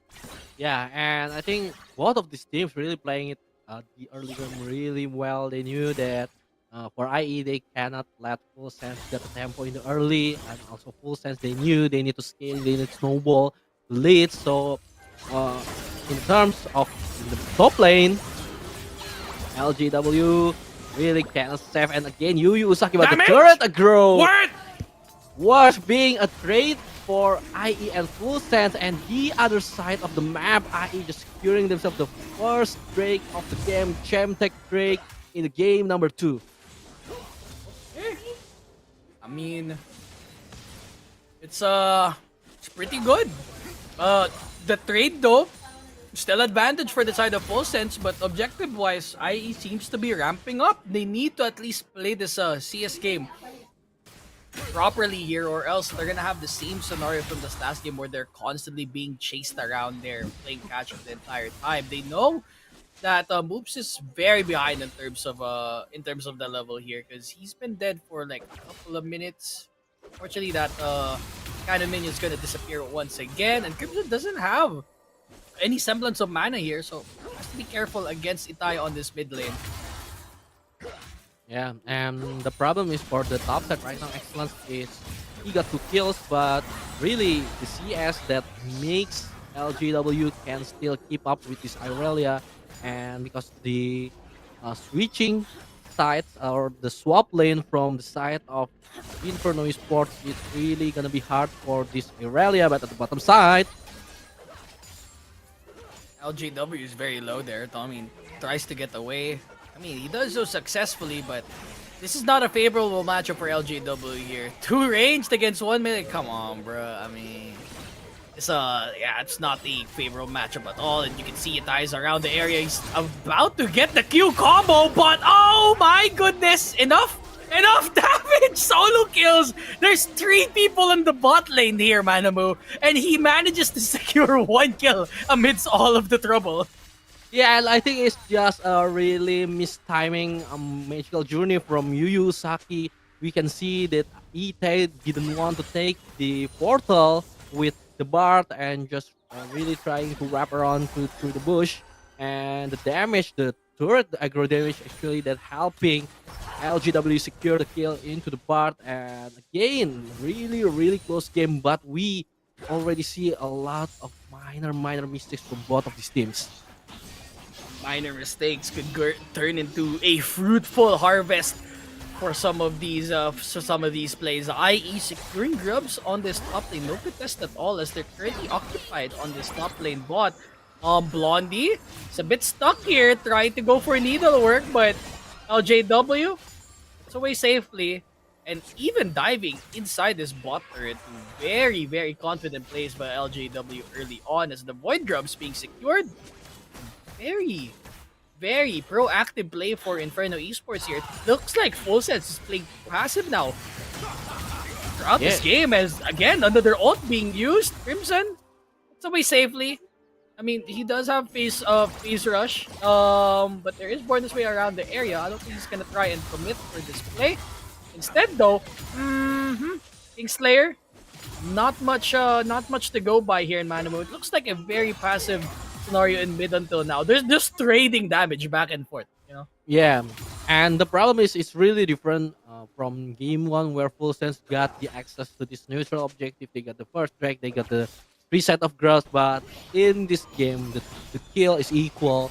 The tempo, the CS, it's actually favoring IE more, and they got the access into the first drag and the 3-point grab. So Full Sense is actually behind in terms of tempo, though. Tempo good for Inferno. Full Sense seem to be playing at a disadvantage now. No more spell shield for the side of Blondie, as you really have to clear around the vision in this bot area, and fortunately they do. No objectives to spawn in just a minute. Dragon's about to spawn though, as the jungler born this way around this area too. It looks like Few is about to rotate and adjust here in terms of vision, because they know that the dragon will be up in a while. So I don't think Born This Way is gonna try and contest this dragon whatsoever. Just try and full clear and get this level up against Few, who has been rotating pretty well here for this the past couple of minutes. 30 seconds left, and we can see possibly a swap between both sides. No, they're just going the same lane because they know that the dragon's available here, Mano. Yeah, and I think the problem is for Full Sense is they cannot maximize this Ranger potential in early game, because we already expecting that this Ranger gonna gank here and there in the early game, making life miserable for IE. But instead, Few just decided just to power farming through the jungle, going AOL, and Full Sense actually got the access to this Cloud Drake first up. Cloud Drake available. Astarti getting a big, huge chunk of damage from that boomerang. It looks to be a very weird spot for IE to try and contest this, so I feel like they're just gonna give it up. Move still around the area. What is Crimson doing? He wanted to go for the full commit, but it feels like it's still working out for the side of IE. Relentless Austerity. He gets baited out, but it's a 1-for-1 trade. Get the Pop Blossom out. So a ADC for the mid laner, and LJW looking to secure another kill against Excellence, and this time LJW is taking no chances now, securing the solo ball on this top lane. Yeah, Full Sense got the Drake, but at what cost? Because the 2 kills, the single kill into the Sylas, the Flash, and also the solo bolo top lane from LJW really cemented in the pace of the push, these waves, and really it might 2 to 3 waves that gonna be ignored from Full Sense. So the winner is IE, even though they didn't get the second drag and a really questionable rumble from Crimson, but in the end, still advantageous goes to the side of Inferno Esports. So much damage coming through. They have the life lead here. Gets the dodge away. They want to secure the kill here for the side of Itai, but it looks like no damage will come through. Where's the stun connects? The stun! The heal! But the retaliation is good enough. Born This Way gets another kill. He wanted to go for another 3-talon strike, but for now, they'll get the trade on through. They want to get aggressive on this first turret as well, as the portal is now up. Just want to stall it out. They don't want to give more plates for the side of Inferno Esports. They'll take that trade any time of the day here. Yeah, and again, it's just a trade and trade just goes for IE and Full Sense, and we talked about it earlier, the scaling potential from Inferno Esports, the Kaisa and the Rise on the side of the blue side team, and the Gwen for the push itself. And remember, this is 3-point grabs from the side of Inferno Esports, so IE will be glad to take this kind of threats as long as it's really equal, or maybe giving advantage to IE. And in the side of Full Sense, they cannot make this just tiny play. They need to make a big play, really taking them into the advantages. But at this point, Full Sense still haven't got the chance yet. No chance to get in, and it looks like another opportunity for IE. Tries to become a minion there, but so aggressive. Pop Blossom out. Where's the retaliation now? Needs to get away. Moves. Does he have any HP? There's too many people for the side of Full Sense here, and they want to go for a retreat clause. But it's 30! He's back in the mix, brother! He wants to go in with the Kaisa pick, gets one, but on the top lane, Excellence gets taken down. Yu Usagi, he might get the portal, but I don't think he's gonna have a magical journey going back to his spawn. As Excellence, the last person on this top lane, this could be a wash. 4-1, i.e., they take the fight. They knew the composition well, they knew the lead that they have and tried to fight Full Sense not on their terms, as we can see on the replay, trying to the Fungus Edge into the Excellence, into the 3, the Pop Blossom actually good into the 2, but it's really taking a long time, and look at you, just really doesn't look have an impact as this Rengar, the Tempered Fate miss. So overall, plan that Full Sense already have, i.e. managed to counter it well with the team fight, and now Dog. Another fight? Oh my goodness, it feels like Full Sense, they got a little bit too ahead here against IE. A little bit overzealous there in terms of the fight. LGW gets taken down. But in terms of goal differential everywhere, it seems to be IE is winning. It feels like Botlane's the only one that's not winning for the side of Inferno Esports, but the gold is still not that significant to talk about here, as that first turret is gonna be secured for IE. So I feel like the feats of warfare, the bonus will be secured for the side of Inferno Esports. Yeah, and also the control about Full Sense actually gonna Moves is setting so up low. the trap. Yeah, the moves is so low, so I think it's not a good idea. And the setup. Oh! Pop Blossom gonna be used. They get at least 2 on the knock-up there, as they need to go back. Everyone's so low. Austerity when becomes Lightning Tempered Fate. Are they gonna lock down Austerity down? Gets the bola strike. Gets slowed, but there's no snare. And IE, they at least take another trade. And Full Sense, they're winning these skirmishes, which is still a little bit concerning for Inferno Esports, Manamo.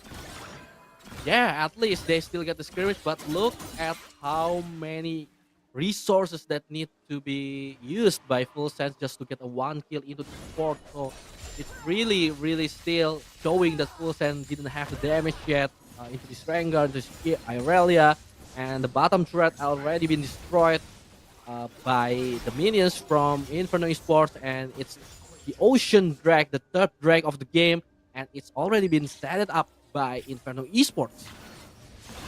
Another setup here for Inferno Esports. They know that the timer for Full Sense relies heavily on a lot of objective timings there, and if they cannot get a lot of the mini stats that you get from these Drakes, from Herald, as well as the Grubs, it feels like Full Sense gonna have a hard time in terms of damage, but because they have the Aurelia, they have the Severe as well for insurance. It's a comfortable spot for them later on in the game.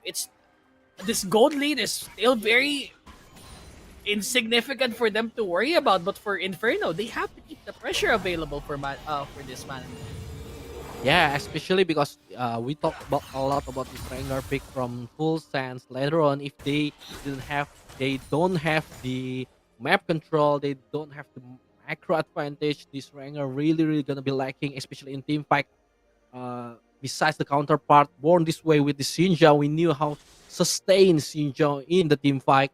So yeah, Full Sense again, they need to force these mini games, this little skirmish, because they need this little gold just to push Irelia, just to push this river, because you don't want on the state like under 1.5k gold lead.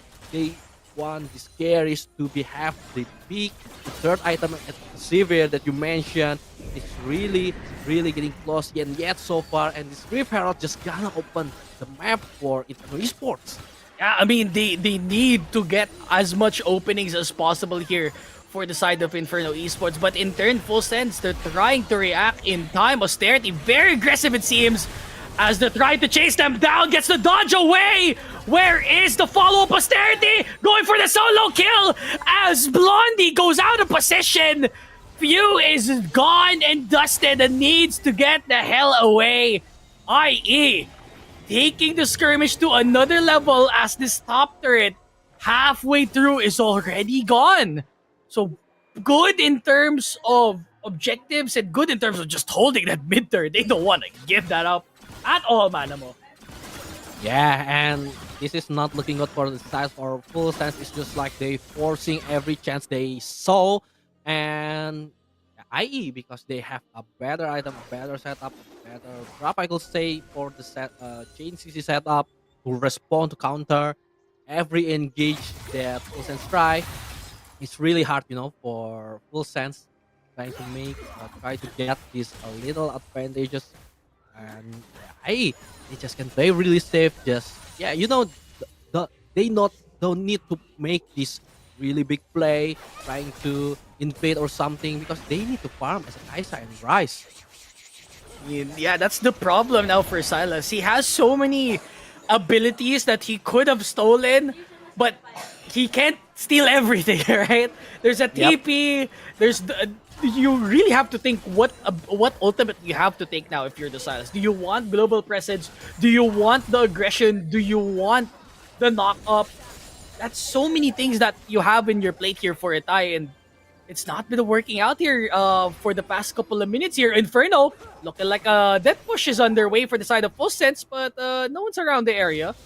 Now they're gonna try and clear the vision out, but oh, phew! Hello, what are you trying to do? Hiding inside the bush there. Austerity goes a little bit aggressive. Pop Blossom onto 2, and it looks like that setup is good for the side of Inferno Esports. Tempered Fate, everyone's frozen in time, but it looks like a concert waiting to happen, standing still. I realize that IE is taking down Boots as IE secure 3 kills, no deaths at all for Inferno Esports. And the Atakan is alive for IE to take, and I think at this point, Full Sense really can start to think about the game number 3 because this draft is not working for them. The catch with this Rengar is just really overzealous pick overall for them, and the buff value I think is really a little bit lacking. The late Tempered Fate is really hurting them a lot, and yeah, it's just more scaling, more snowballing at this point for the side of Inferno Esports though. Yeah, I mean, Inferno now taking the charge, and this is their comfort zone right now, Manabo. They know that once they have the lead, they're gonna keep this lead. Now, Full Sense playing catch-up. This is the same thing that happened in game number 2, in day 2 of the group stage. So now, they're playing Inferno's game for game number 1, and you can see the goal difference, right? Full Sense will still try to play together and try and even up the scoreline too, but with a lot of misplays coming in from from Full Sense, it looks like Inferno Esports, they are exploiting the mistakes that could have been forgotten early on in this game, and they're exaggerating them for this big gold lead that's coming up later on in this game. Yeah, there's still a chance though for Full Sense. Maybe a stolen Pop Blossom and then a combo with the Tempered Fate or Vanguard as the perfect flawless duet. So really there's a sequence that Full Sense can execute, but the problem is the tempo that Inferno Esports, we talk a lot about this at the group stage. When Inferno Esports got the tempo, got the early lead on, they knew how to play really disciplined. They knew how to take their lead, snowballing it until Full Sense doesn't have the chance to strike back. Striking back now, and for IE, so many objectives are going in their way. They know that they're just holding out for more objectives, and for Full Sense, they can't seem to catch a break. Yeah, because just like you mentioned earlier, and the Ram Warp. Wait a minute, Doc. Along the area now, it looks like IE, they're looking to get this tier 2 turrets up in the mid. But it looks like no fight has happened yet. So a little bit of a quiet scenario now for the side of Full Sense and Inferno Esports as they're quietly ramping up, getting the CS down, getting the gold lead, and hopefully engaging for this next couple of objectives. We have Baron, a minute and 30 here, Manamu. And for Full Sense, what do they have to do in order to turn things around? Yeah, it's really hard, I think the best option that Full Sense can do is just try to have the situation that IE clump up together, setting up the perfect combo with the stolen ultimates by Ite, and Yu Yu Saku with the perfect tempered fate, and excellence is there. So it's just really need to have a perfect scenario. But Inferno Esports, we knew the spacing, the movement that they've been doing, and it's really a slim chance that Full Sense can execute it perfectly. Execute needs to be strong here, I fear, for the side of Full Sense, because they are running on a clock, but they still have insurance in terms of the Civi here. Does have the Essence Reaver plus the Navori Quick Blades, as he's currently ramping up to at least 3 full crit items. So again, later on the game, I think Blondie needs to be the one taken down, not the rest of the squad, but still, setup needs to be huge. The Rift, the portal's out, but they can't seem to get the correct opening. The Magical Journey seems to be a very good ability just to counteract this one ultimate coming from the Rise. Yeah, and you just can make this stun, like Crimson just can make this really aggressive frame up, like just as a threat. So maybe like to bait like earlier Blondie with the flash, and it's just really hurting Full Sense a lot, because they doesn't have the space to farming well. And you mentioned it, really need the third item, maybe IE for this Sliver, and at the same time LJW with the 2.8k gold advantage in the top lane just can have the leeway to breaking down this structure from Vulcan. Yeah, and Silas did take the killer instinct from the Kaisa here, so he knows that he needs a little bit of a shielding and dash potential here just to secure the kill. But this time around, it looks like they're going for the Baron objective. All of them are trying to rotate now, it seems. Move still around the area halfway through. Kinda realize that no one's around the area. Here comes the thrill of the hunt. Moops. A little bit scared now. And now they have to re-clear this Baron pit in order to get a little bit of gold going for them.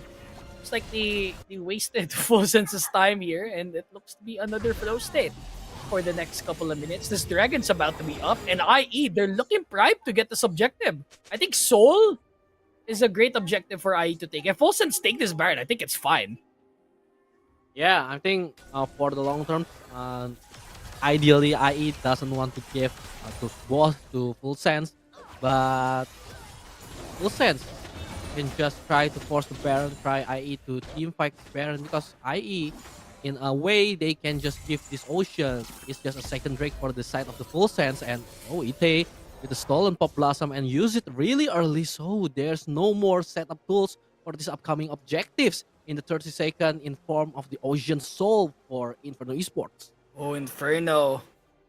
20 now. And it's a ticking time bomb now for Full Sense. They have to be active in terms of the setup. They know that they're gonna go for the Dragon here. So instead, Full Sense, they're opting to go for the trade instead. And as I said, this is a perfect trade for Full Sense. They don't mind not taking them the Baron. But instead, they're gonna let the Kaisa solo it and scare them off. This is a perfect scenario for the side of Inferno Esports. No trade to be said. Austerity will be the one securing the Dragon. Plus, they scare off the Baron. Full Sense, they're a little bit afraid that they might get flipped here. And phew, he gets caught out. Wind becomes lightning.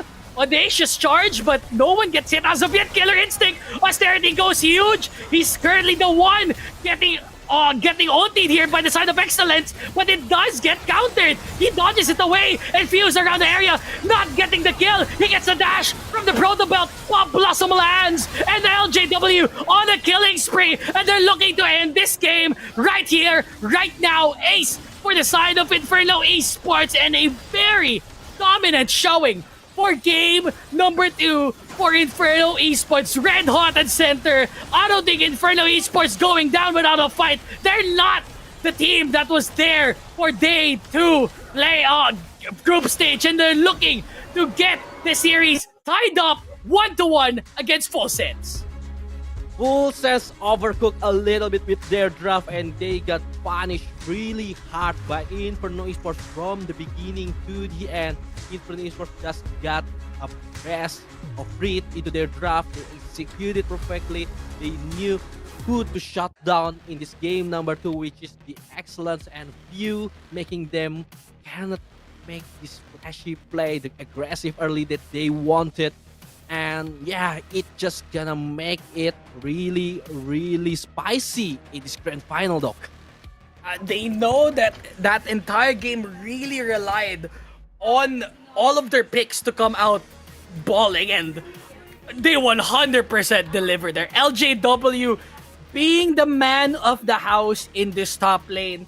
They know that the ego matchup is a little bit too much, and Gwen very aggressive early on in this game. And Austerity, he held his ground. They know that he is the story here for the side of Inferno Esports, and they're looking to increase and make the series even more interesting, Manamo. Yeah, and maybe Abigail and Contra can make it more interesting for us by breaking down what happens in this game number 2. So Abigail and Contra, please take it away.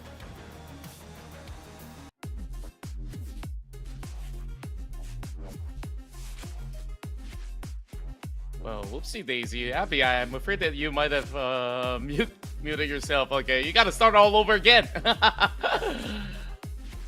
Okay. Oh, you still could not? You're still muted though.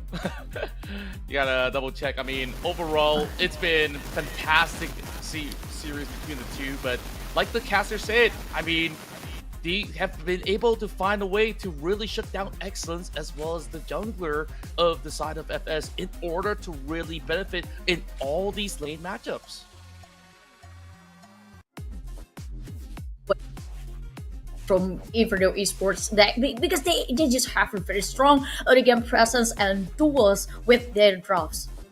Yeah, I definitely do think that the draft seemed a little bit more overcooked. Like, we talked about the top lane matchup, which looked pretty exciting, but then again, you gotta look at the current patch. It really does favor the Gwen in a sense where even when it comes down to Irelia, you kind of want to hit that level 3 power spike or even the level 2 in order to do a little bit more. I mean, every time you walk up, you always get a little bit more of that damage coming out of LGW's snip, and that played out to perfection as well. I mean, born this way, it was very proactive in the early game as well, despite, you know, a couple of instances where they tried to even challenge LGW. They did not manage to yield any form of rewards, and what we mentioned early on, they needed to get some of all these engines running in the jungle over on the mid lane as well, and Ite wasn't exactly having the best of start possible, so it looked rather rough. And the fact of the matter is, they don't have a proper front line when they're not feeling any tanks at all, because you got this Irelia who needs the Blade Ruin King, and then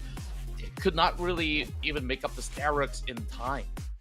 Yeah, and I think this is going to be an upset too for Full Sense, because even though Full Sense, you know, tried their best to manage the economy gap between the fights and also the duels that IE always won, but they just crumbling. IE just fully dominated Full Sense Contra.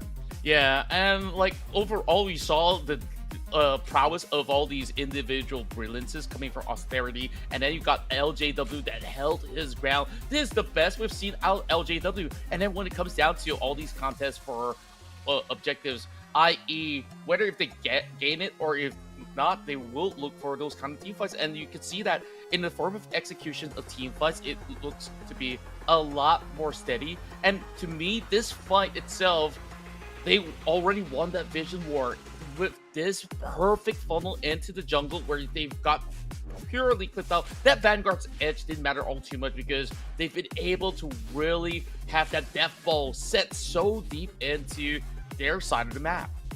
Yep, and it's very unusual to see the uncharacteristic mistake from FS, and after 20 minutes after their mistake, that kind of solidified the crumbling.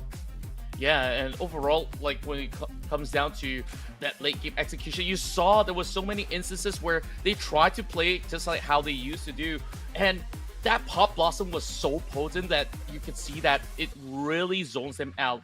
With just the Pop Blossom, they really ensured that they can't actually just go in for that full rush, so to speak. So the rest of these members of FS, I mean, they got nowhere else to run. They were kind of dissected into these two parts, so it becomes much harder to do for these rest of the members to really play catch up. And realistically, who should actually hold down the line? I mean, excellence, he usually goes in for flanks and he won't be the first line of contact. So that leaves Few to be very vulnerable. Every time he tries to hop in, he found nothing in return, and he had to kind of at least create some havoc in order to allow some space to play for the rest, like Blondie or so. But even despite that, I don't think that it was sufficient, where you've got this monster of a Gwen to deal with, and she was just absolutely unstoppable. A beautiful triple for LJW to really seal the very first point for the side of Into the Esports.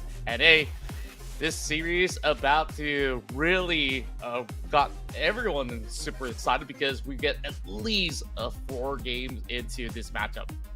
Yeah, and I think that's also very sad for Full Sense, because the longer the game, it became very hard for FS to handle the fights and objectives, and this is the right time for Full Sense to restart as well, because IE actually already reset, because they successfully won the second game beautifully with a full domination towards FS. And let's welcome back our casters Manamo and also Dropout Candy to join in our discussion, leading to the third game of the grand final of today between Inferno Esports and Full Sense. And welcome back, guys.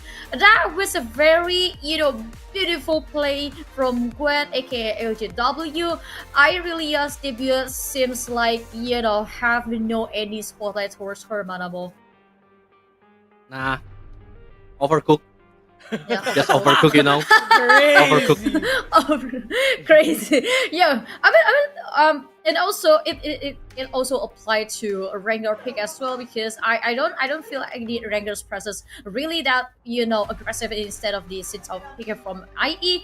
When I during the game I just keep singing meow meow meow meow meow meow meow, because how you actually know how hard to play Rengar in an early game. You have to secure the early game, and it just didn't make it on the Full Sense side. So I think to jump into the third game ban and pick section, this is going to be a big advantage for IE as well. But for Full Sense, they need to think carefully, because we already have a chance to see that Full Sense can actually overcook Drum and Candy. I mean, they've been cooking all throughout the series, and it looks like Full Sense, they know they have bans they have to prioritize. Ori to prevent that the Doctrine matchup, Jarvan just to prevent Born This Way from playing the Jarvan, and the Victor, because Celeste is actually subbing in for Crimson for this third game. Win or lose, I feel like this was a little bit intentional for IE to put Celeste in for this game 3, because they know they have the element of surprise, plus the mid pick might be a little bit different this time. Oh yeah. But for Full Sense, they also want to secure the third game quickly, because they just took quarters on their hand, Contra. Yeah, I really do love this start coming from the side of Full Sense, where you are looking at a much more stable run for the bottom laners over on the side of Blondie versus the side of Posterity, because last game Kaisa was an absolute comfort pick, where you even saw, even despite on the deficit, he's been able to turn it all around. You can also argue that this is also Blondie's best champion so far from some of all the series that they played out. But to respond to that, they want to match up with all these poke and prod by taking that Jin with a Karma. So I like what I'm seeing already from the side of Infinity, where you can actually have all these kind of big setups in the team fights overall. Yeah, but Nocturne pick. Well, this is going to be early game centric from Full Sense once again, I think, Manabo.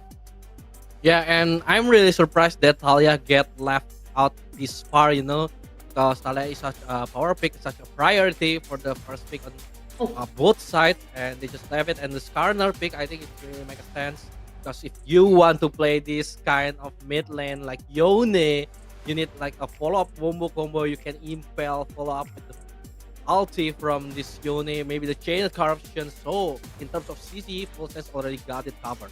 Yeah, pretty much makes sense combination from Full Sense and for team fight. And when you have sort of like, look at a minute, that Akali. I love that Akali pick from IE Drop Candy. Yeah, as Celeste well known from the Akali, from the IE days there, one of his comfort champions for Celeste. And because they did pick the Yone, Itai did pick Yone, Celeste has another signature champion, which is the Akali. So it was either Yone or Akali in turn. So it was a good pickup there, possibly going for a kill lane there, perhaps. And I like how few picked the Skarner instead of securing the Nocturne here, because they know they don't have a follow-up, and instead they just need a bulky person in front just to redirect all the damage to him. Yeah, but since both of teams already secured a big team fight setups, what could they need for a Contra? I mean, look at the side of the Infinity Edge. I mean, like, IE in general, they have a lot of early game-centric kind of picks in order to set up big dives and then follow up with a curtain call, right? So they need a big tank to also make sure that they get a beautiful setup on top of maybe having somebody to also follow up with Celeste. I mean, this is the very reason why they brought Celeste in, because we've seen the playstyle coming in from the previous mid laner to be mainly mages, which, you know, Celeste, the last time round, he picked that Yone, and I guess FS thought that, hey, since he switched that player and he loved playing that Yone, I mean, that was just a one-game sample. So this response with the Kali here is actually super good when it comes down to those exchanges. But late game, it will get worrisome if IE does not have a late game guarantor. But hey, never mind that. Scratch that, because they want to go brawling all day, and I love the response with this vibe. Yeah, this fight response will be leading towards a very aggressive early game, but hold up! Ooh. It changed to a Oh, Nocturne. Even better. Even better. Even better. Okay, I mean, I like this Nocturne pick for the side of Born this way. I mean, the Vi is a little bit easier to set up because he does have the Vault Break plus the Season Desist, but having the Paranoia available at all times in the game just so that the Jhin can follow up is a perfect concoction for chaos for the side of IE. But the Seraphine? For Yu Usagi, now we're playing beats now, brother. What is going on? Okay, I mean, originally, Blondie was supposed to pair up with the Karma here when you're playing with the bot support lane. So instead, they play with the Seraphine, which is a secondary measure here for the side of Pulsen, and instead they're hovering, they're blind picking the Gragas. They know that the Renekton is not available. They're forcing IE to pick Renekton or play someone else. Well, to be honest, Fair I think that Seraphine pick will be very interesting. Oh! But Okay. Vera pick could be the nail in the cover for Pulsen's problem because Lock it in.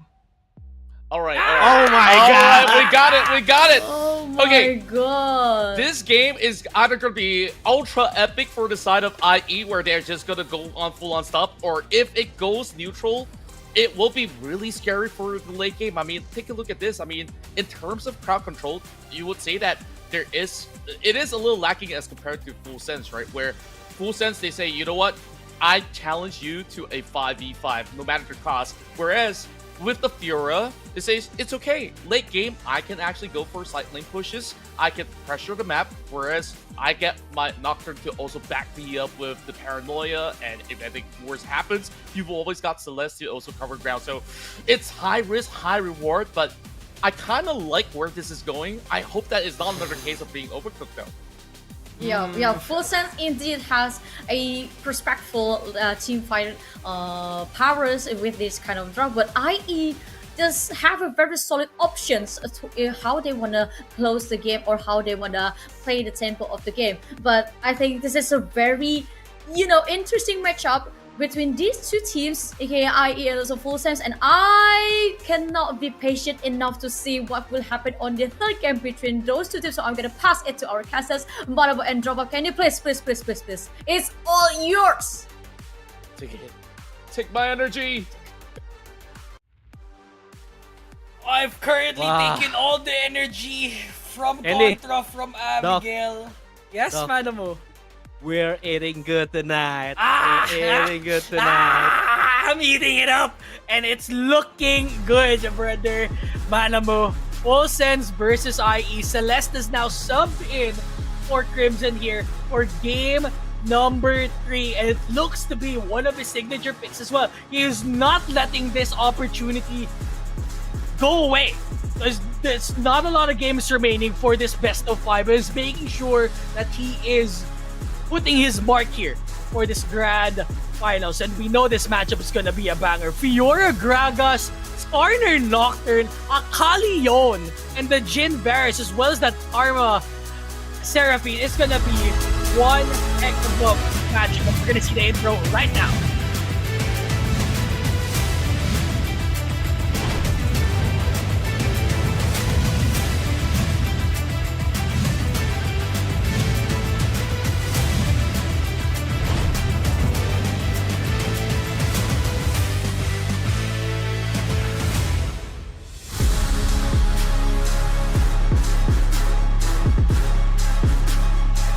Game number 3.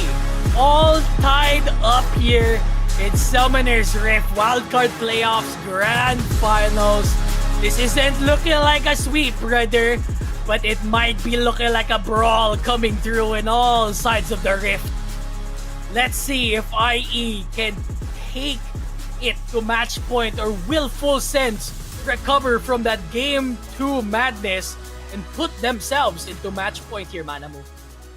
Yes, Bloodbath is the team of these two draft from Full Sense and IE.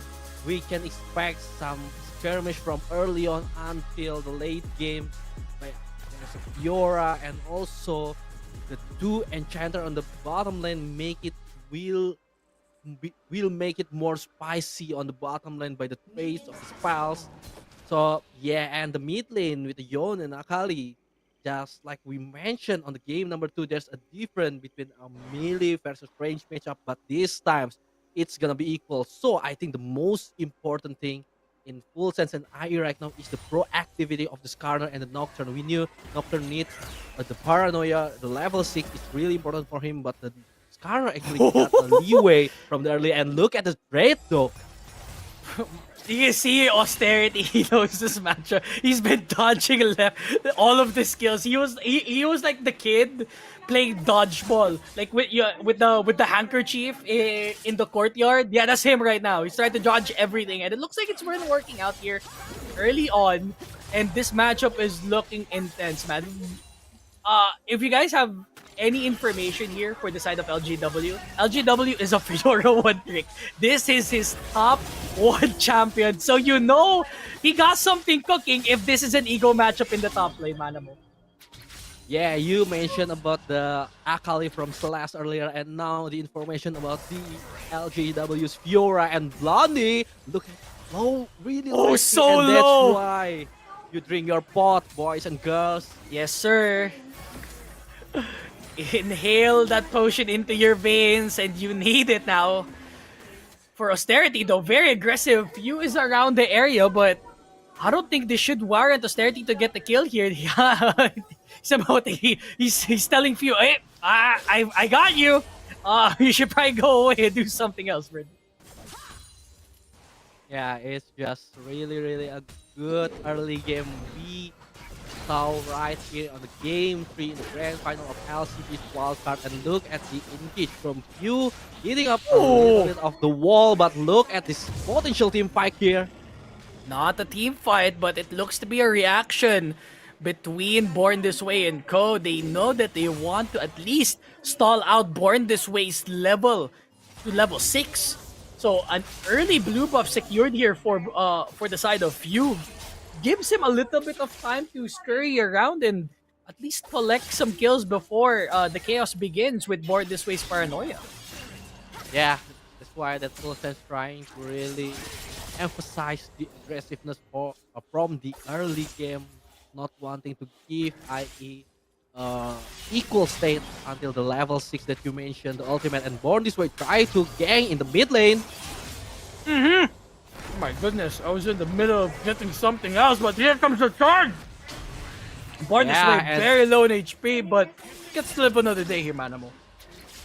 Yeah, it's really hard for the both sides of the team because, like you just mentioned, the potential gang in the jungle side, Nocturne, they can really use the fear, but Celeste trying to face off against IT that really still haven't found him on the smoke. And if he had Altair for Celeste, he would have gotten he would have tried and attempted the kill there. So Celeste, a little bit of a ways away. Tai also holding his ground here. So it looks like a very tight scenario.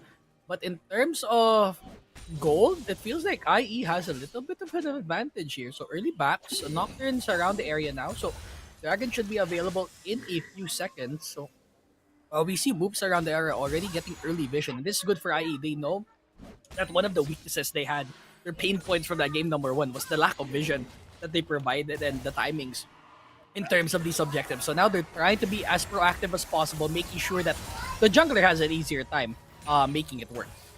Yeah, and on this bottom side, look at the CS difference, 20 CS difference, 4-wave diffs, and this Jin and Karma really hurt a lot of farming chance of Blondie and Yu Saki.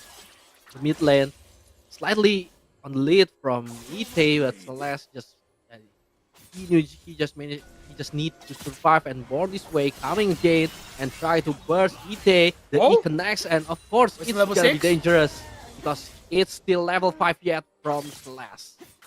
I think he wanted to go for the shuriken toss and secure it with the level 6, but looks like just a lot of poke damage coming through from Inferno Esports. They know that Few is around the area.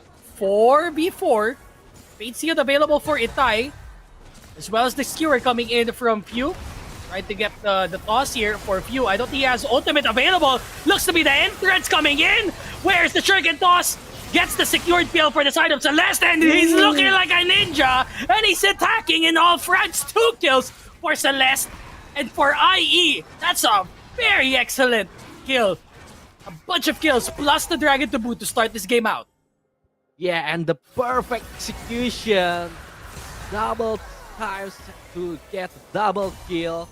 And right now, Yu Saki just got rooted by the deadly flourish, and just like Doc mentioned, the Drake and Ite really love the flash. Another one! Another one, and 3-0-0. The Prince of Forward has been collected by the sole mid laner of IE, Celeste.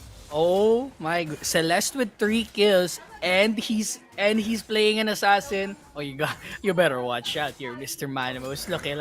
It's looking like a kill mission now for Celeste. He has Dark Seal too. Oh my god, he's building. Oh, he's building that item, isn't he? Yeah, it's just really gonna hurt a lot. Especially look at the bottom side, the Pharos and the Seraphim's gonna be a delicious target for this Akali. And full sets, we still haven't seen setup they tried to make. Either it's for a gang or for the objectives, but IE, I think right now they just need to try to farm, try to get some items because the tempo has been set for them. It's been sitting really well for IE so far. And Austerity, he's okay with playing the backseat here, as Jin is one of those champions where you can play him as a carry and you can play him as a utility as well. As long as you can secure the 4th shot, he is all okay. And look at the damage coming through. Level 6 already. Is he gonna go for the final curtain? So much damage! Oh, he baited him out of position. There's Few from the behind. He gets the kill. There's the cleanse up and available. And Few, he is very tanky. It looks like a secured kill will be in turn for the side of Few. But there's a shield up. The skewering comes through. The root comes in. There's 1 kill coming in for Few. But that, I think, will be the final nail in the coffin unless Few gets another kill. And this tank is a little bit strong right now. Double kill for the side of Full Sense. Yeah, it's really unfortunate that Few got the double kill for all of that, but Austrade is securing the double for himself. Plus, born this way with the 3 grabs, the full grabs for the side of Inferno Esports. I would say it's worth, and look at the replay. It's the bait. Yeah, the bait. Blondie just left the support alone. And even though it's gonna be a 2 for 2 kills for the side of Full Sense and Inferno Esports, again, like I just mentioned earlier, the point draft will be hurting them a lot, especially they have Fiora and Akali on their side. I think like later on in the game, these 2 kills from the jungler, very significant early on. But in terms of who you're giving the kills to, I feel like it's a little bit better still for the side of IE, because at least the 2 kills came to the way of austerity here. So he gets a little bit of advantage early on in this game. Plus he knows they can go for a kill lane. This is 100% a lane that austerity cannot lose. He's playing a super ranged champion. He's playing along with a very passive support. And they could just react to any ganks coming their way in bot lane here, Manabu. So now, where does Full Sense go in terms of Few here? Because he's the only one gold lead ahead against IE. Yeah, I think it's really difficult situation for Few itself, but I think the best chance is on LJW. We talked earlier about it, like the split push potential because it's Fiora, and I think because the Gragas itself really needs item. We saw that Roa is the target for this Gragas, but at the bottom side, Oh, burning through all the rubber here. Only getting 1 kill, but Blondie is a very high value target that should be taken down immediately by IE, and they do secure it. It's okay if they don't get the support as long as they deny every single bit of CS for the side of Blondie. Austerity will be having a pretty good time in this bot lane. So now Dragon will be up in a minute or so, and IE have all the advantage here. They can't seem to get a fixing here for Full Sense because the only person that's trying to move around this area is Few with his corner. yeah, and I think the decision to take Ghost as the second spell for Blondie is really hurting him a lot because I think Cleanse is the better option.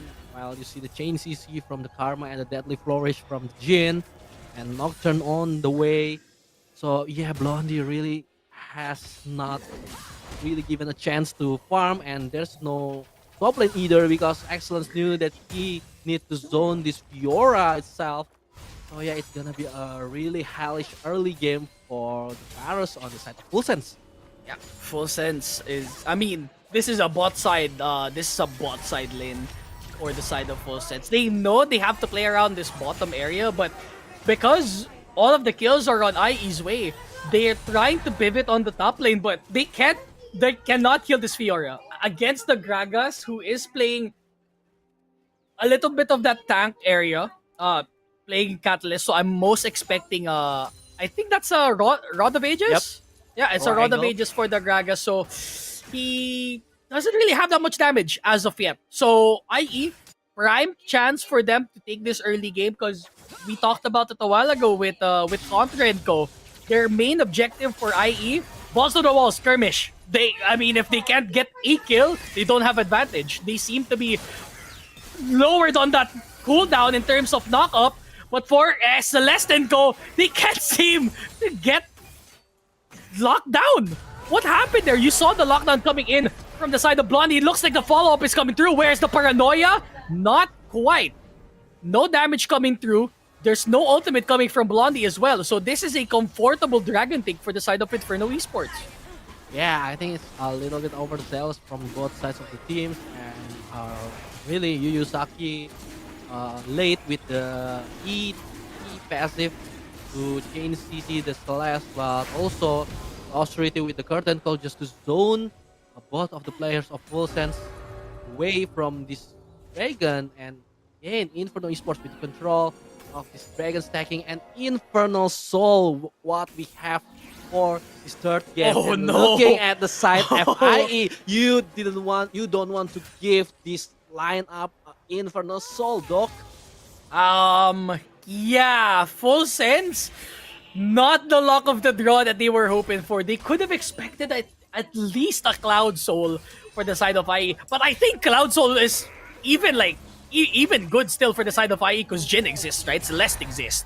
And there's so many abilities that IE can use on top of that Cloud Soul that Inferno Soul is the least of their worries here. But more damage to them for IE, more assassination attempts for the side of Celeste, it seems here, Malamo.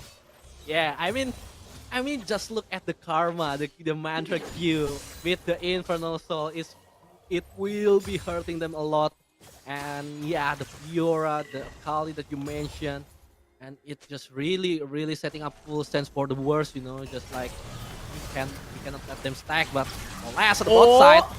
Impale! Very gone there for Celeste. A 3-man lockdown, mind you, for the side of Full Sense. So they're looking to secure the bottom turret here, but they already secured the Feat of Warfare for the side of IE, so they don't mind taking this trade whatsoever. So LGW going for the duel. They're trying to attack the turret, but it seems to be working out. Final curtain, that's a trade between bot lane and top lane. As for the side of Full Sense, first tier 1 turret secured. They're okay with that trade, but they have to be careful. AJW is also another carry that should be taken out as soon as possible, but he has a Hydra. He's gonna heal till Kingdom Come. So Manamu, where does Full Sense go around and fix this scenario this time? Yeah, I think your best option is just to let this Paras and Seraphine came back to life, came back to become relevant into this game. Because the 0-3-0 bot, the shutdown into the Celeste actually helping this Paras a lot.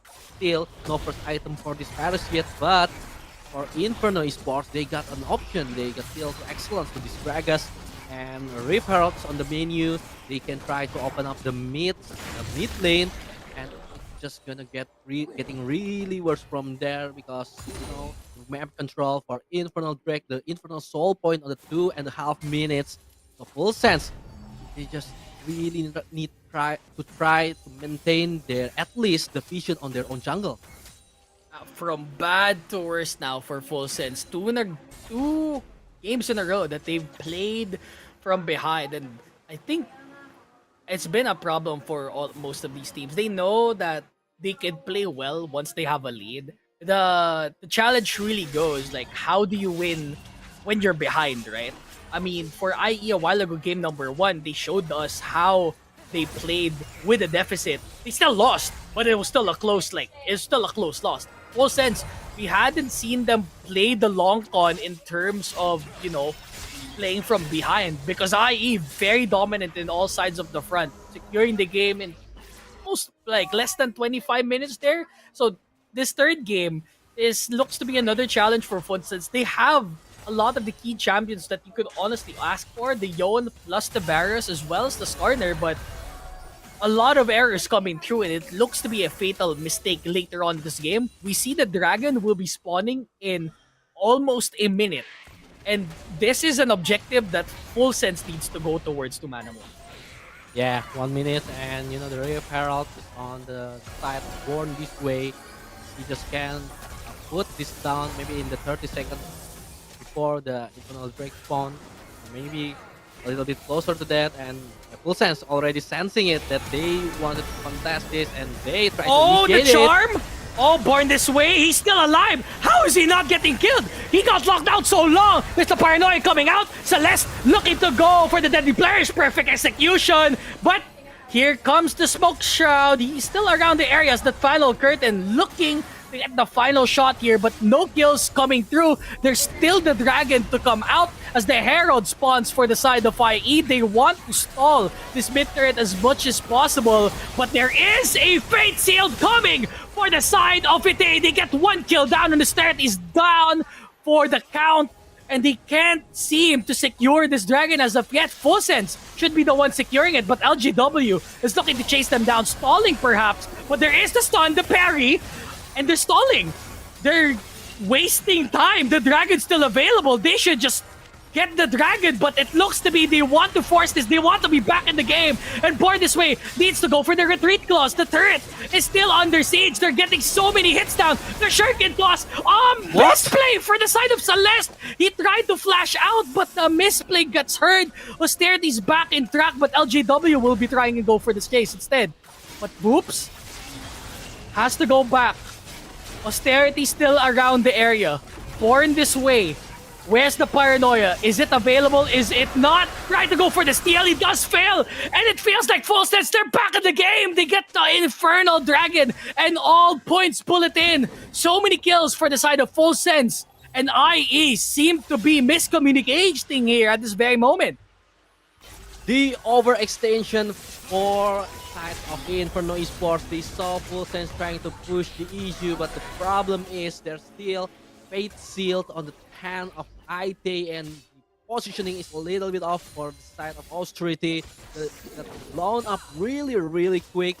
And Inferno Esports, they just try to steal, they just try to not let go this Inferno break. And they just got lost a lot. And full sense, they just really happy. We will see this replay. The initial play was good, but the face shield really catching Austerity. And Austerity, the positioning is a little bit to front. And full sense, it looks like it's a mess after this, trying to dive under the turret, the outer turret, but slash a mistake, trying to dive into 4 people and gain. Oh, no fate shield available it seems, but the final curtain comes through. They need to secure the kill over to Itai. There's the charm coming up. Where's the fate seal? Doesn't land, only one coming through, and Itai has to force himself out. And that, I think, is a good way to secure it. But look at bot side, Atakan. Fawcett's already going for it. I can't say anything. Itai again with the fate seal, trying to get a little bit advantage, but the small advantage is already stacking, dog, and this Atakan cannot be contested by Inferno Esports. They're trying to chase them down here in the bot lane. Still 2000 HP. They're looking to secure it. Where's the... Oh! They stole the Atakan! What? The Q from Moves! He's looking like carrier, brother! What happened? Moves! Trying to salvage the situation. You have the Ferris Q. How did he take that? Yeah, we need to see it because it's not even an unsealed spellable karma. Oh Maybe my! It's just a mantra Q. Yeah, it's a mantra Q most likely. Yeah, trying to shut on the Atakan, and full sense they can really balloon the advantages that they had. But instead, Move said, now we still have the chains left for Inferno Esports. You know what they say in Q? Thanks for the leash. Thanks for the leash, of Thanks course. for the leash, brother. But yeah, we can see here the earlier fight from this replay. There was a pretty good charge coming through from the Skarner, but there was no ultimate, there was no impale, there was a fate seal plus charm combo, but only 2 get taken away, and he has to force himself out. There was too much damage coming through to back away. But look at this, Manta Q, you can see it. Hey, thanks for the leash. No, And there was no jungler around that area too. So few, yeah. a fatal error that could cost them the game here, Manamo. Yeah, and apologize if my mistake. There's no Q there because it's just shut down early on. So there's no smite on the side of full sets, and the Born This Way also got zoned out. So it's just like you have Gragas Q and Ferris Q, but timing is a little bit off, and Moves with 144 HP on the Atakan managed to stall it with the Karma, the Mantra Q. And it's just really, turned down the face a little bit, i.e. they forced to have these bad team fights, but the Atakan still, of course, it's gonna help them a lot to set up, gain their own tempo.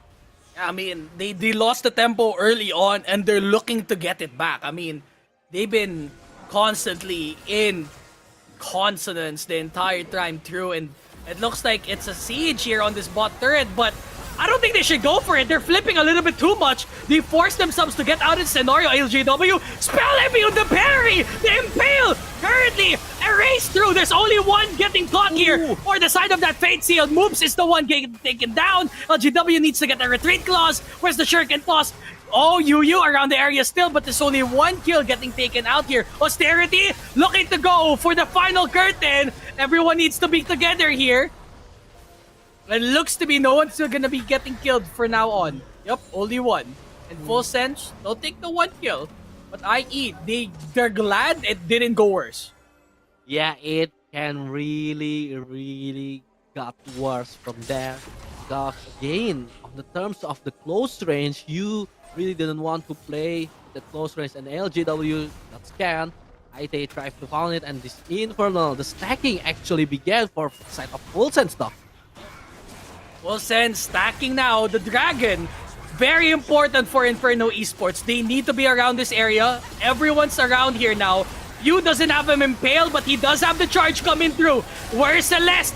very low in HP. He's hiding through the shroud. Perfect execution. Gets him. Gets the dash away. Secures the dragon. And they need to go out. Body slam for the side of excellence. They need to get the out. They need to get an answer. No! Catch! With the Varus ulti and board this way, he's going on a police chase. He needs to get the hell away.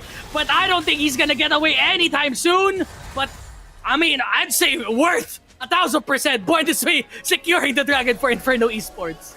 Yeah, and it becomes the flank angle from Celeste, the Akali, the perfect execution into few. Full sense thing, they've got it. They still managed to keep their jungler alive. Because the shielding has been provided from Yu Saki, the redemption. But no, we take a look back at this replay.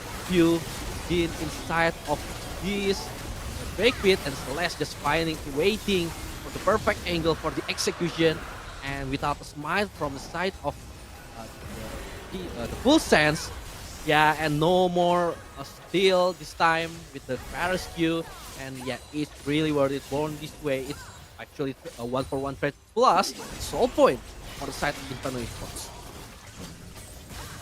Replay out, and LJW needs to be securing that turret. Yep, he does. Here comes the parry. It's a chase now for excellence, but for now, it's just a little bit passive.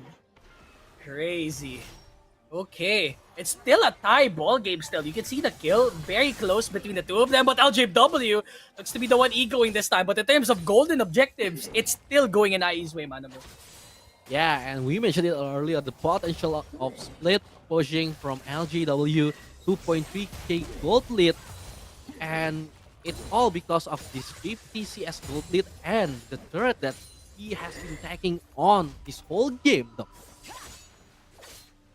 For this entire game, looking like a very close game still, but look at the objectives now. Baron is available. What else do we have in store here for Inferno Esports? Full sense, they're still trying to send it in. But because there's not enough damage to follow up, it's mostly just the wombo coming in from that Impale, Charm, plus Fate Sealed combo. If they cannot land it here for Full sense, it looks like IE still has an advantage here, but they're so tanky, so they have to be wary for Inferno Esports. Yeah, that's the problem.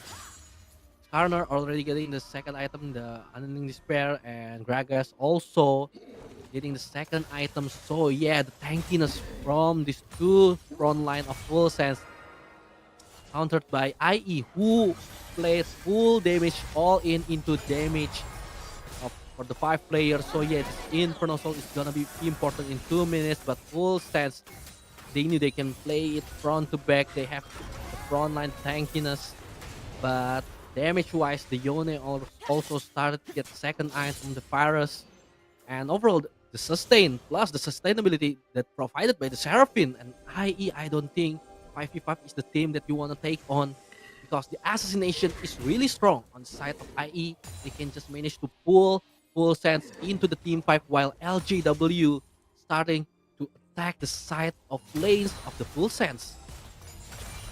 But yeah, here we stand for the side of Full sense.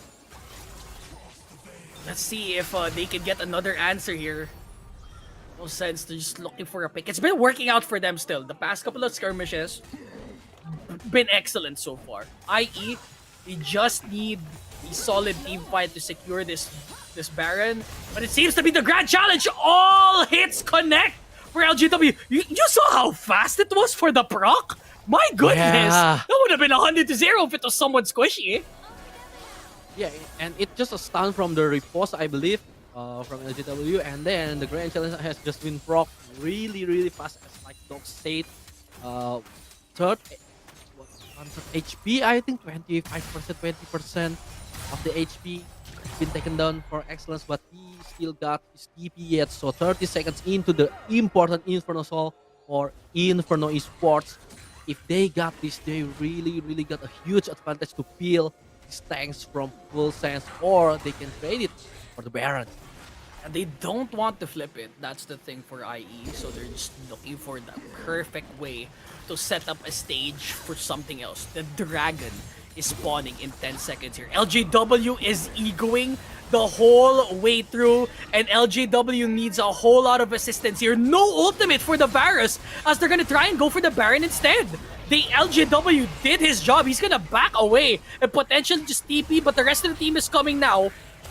It's a little bit dangerous now. So I think IE, they need to pivot to Dragon and attempt to go for the soul instead of taking this Baron here, Manamo. Yeah, and it's just a bait overall because they knew LGW can get this inner threat on the bottom side, and they did just that. Inferno Esports managed to take full sense into their own turns, but instead they gonna left this Infernal Drake and they gonna retry into the threat of the Infernal Drake into the Baron. Ooh, Drake for Dragon. Okay, let's see the flip. It does happen. The TP comes through. So at least there's a little bit of assurance here as LGW's around the area. Itai has reached level 16. And how much HP does the Baron have already before it gets taken down? Full HP? IE didn't take it. So the flip, the gamble doesn't come through. And Full Sense, they just take one Dragon for them. Absolutely free. And they're out of position too. So the tier 2 turret most likely gonna get taken down. Yeah, and it's such a huge macro blunder from the side of Inferno Esports. They knew they left the Infernal Drake for Full Sense to take, but LGW, I think he recalled to the base first before joining into the Baron, and as they joined the Baron, it's already been late. They didn't want to take the risk in the team fight because the wombo combo that Full Sense have for the chain CC and IE. Again, I think they're just gonna try again. They just don't want to laugh with empty hand. Yeah, they don't want to go home empty-handed here for IE. I mean, the entire time they were just playing with Baron the entire time. But once they know that they couldn't flip it in time, maybe not enough damage for their side. Maybe because the AD is not really the best AD to take it down easily. Seems to be a very passive aggression now for the side of IE. I don't know if they're gonna start it again though. Pew's still around the area. He's currently being the watchdog for the side of Full Sense. Currently still around the area, playing around with Ixtal's impact all the way through. And once he sees anyone in his vicinity, I feel like an impale is imminent for them. But for now though, IE, I mean, they're okay at this spot, but this is already the 30-minute mark. They don't want to be in this scenario because look at Excellence. Very tanky. They're nigh unkillable now, it seems. Yeah, look at Excellence and Few. Rod of Ages, Stan Stacks, Mail and the Thimble Winter, also Skarner with the Heart Steel, the Unending Despair, and the Mail is just really, really hard to feel. Only Mortal Reminder on the side of Obscurity and IE. And yeah, I think the best option that IE can do is just to bait Full Sense into this Baron, while LGW try to push the side and maybe taking an inhibitor or two. Because at the team fight, I think it's really, really hard since there's no prominent. Oh, there's so much damage! Yeah, damage has been done by Austerity, but again, there's no much follow-up from the sides of IE, but LGW trying to make the best of this Yora. He's such a menace. Hullbreaker plus Ravenous Hider. He is playing by himself. That's the only thing he's going out for. They have to think about where to go this time for the side of Full Sense because there's always the threat of your bot lane being absolutely disintegrated, if ever. But it's a 1v1 affair. Grand challenge. Does he want to go for it? Yes, he does. Pops the redemption, but there is still the GA coming for the side of LGW. No flash fused, and for Itai, that's a flash fuse, so he can't make a hero play perhaps if they go for this dragon play. Yeah, and it's just really, really a stalemate from both of these teams because look at IE, they just trying to control this Baron pit so hard while LGW side laning on the bottom side of the lane. And yeah, Full Sense, they just at the tempo, not wanting to give IE half an opportunity to set up for themselves.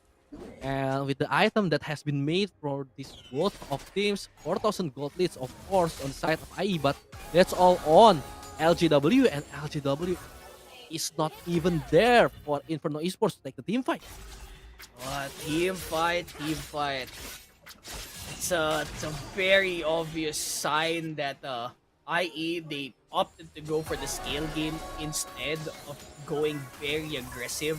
We could have secured this game like 7 minutes ago, but because of the dragons not being in their favor, they have to make it a dragon fight. They can't make it 4 dragons in a row for the side of Full Sense. They are not in a spot to do that. And Celeste has everything in turn to secure a kill, but everyone's so tanky for IE, so it's a little bit hard for them to try and execute someone else here. If a Void Staff was present here, at any case for Celeste, maybe he could have gotten another assassination attempt.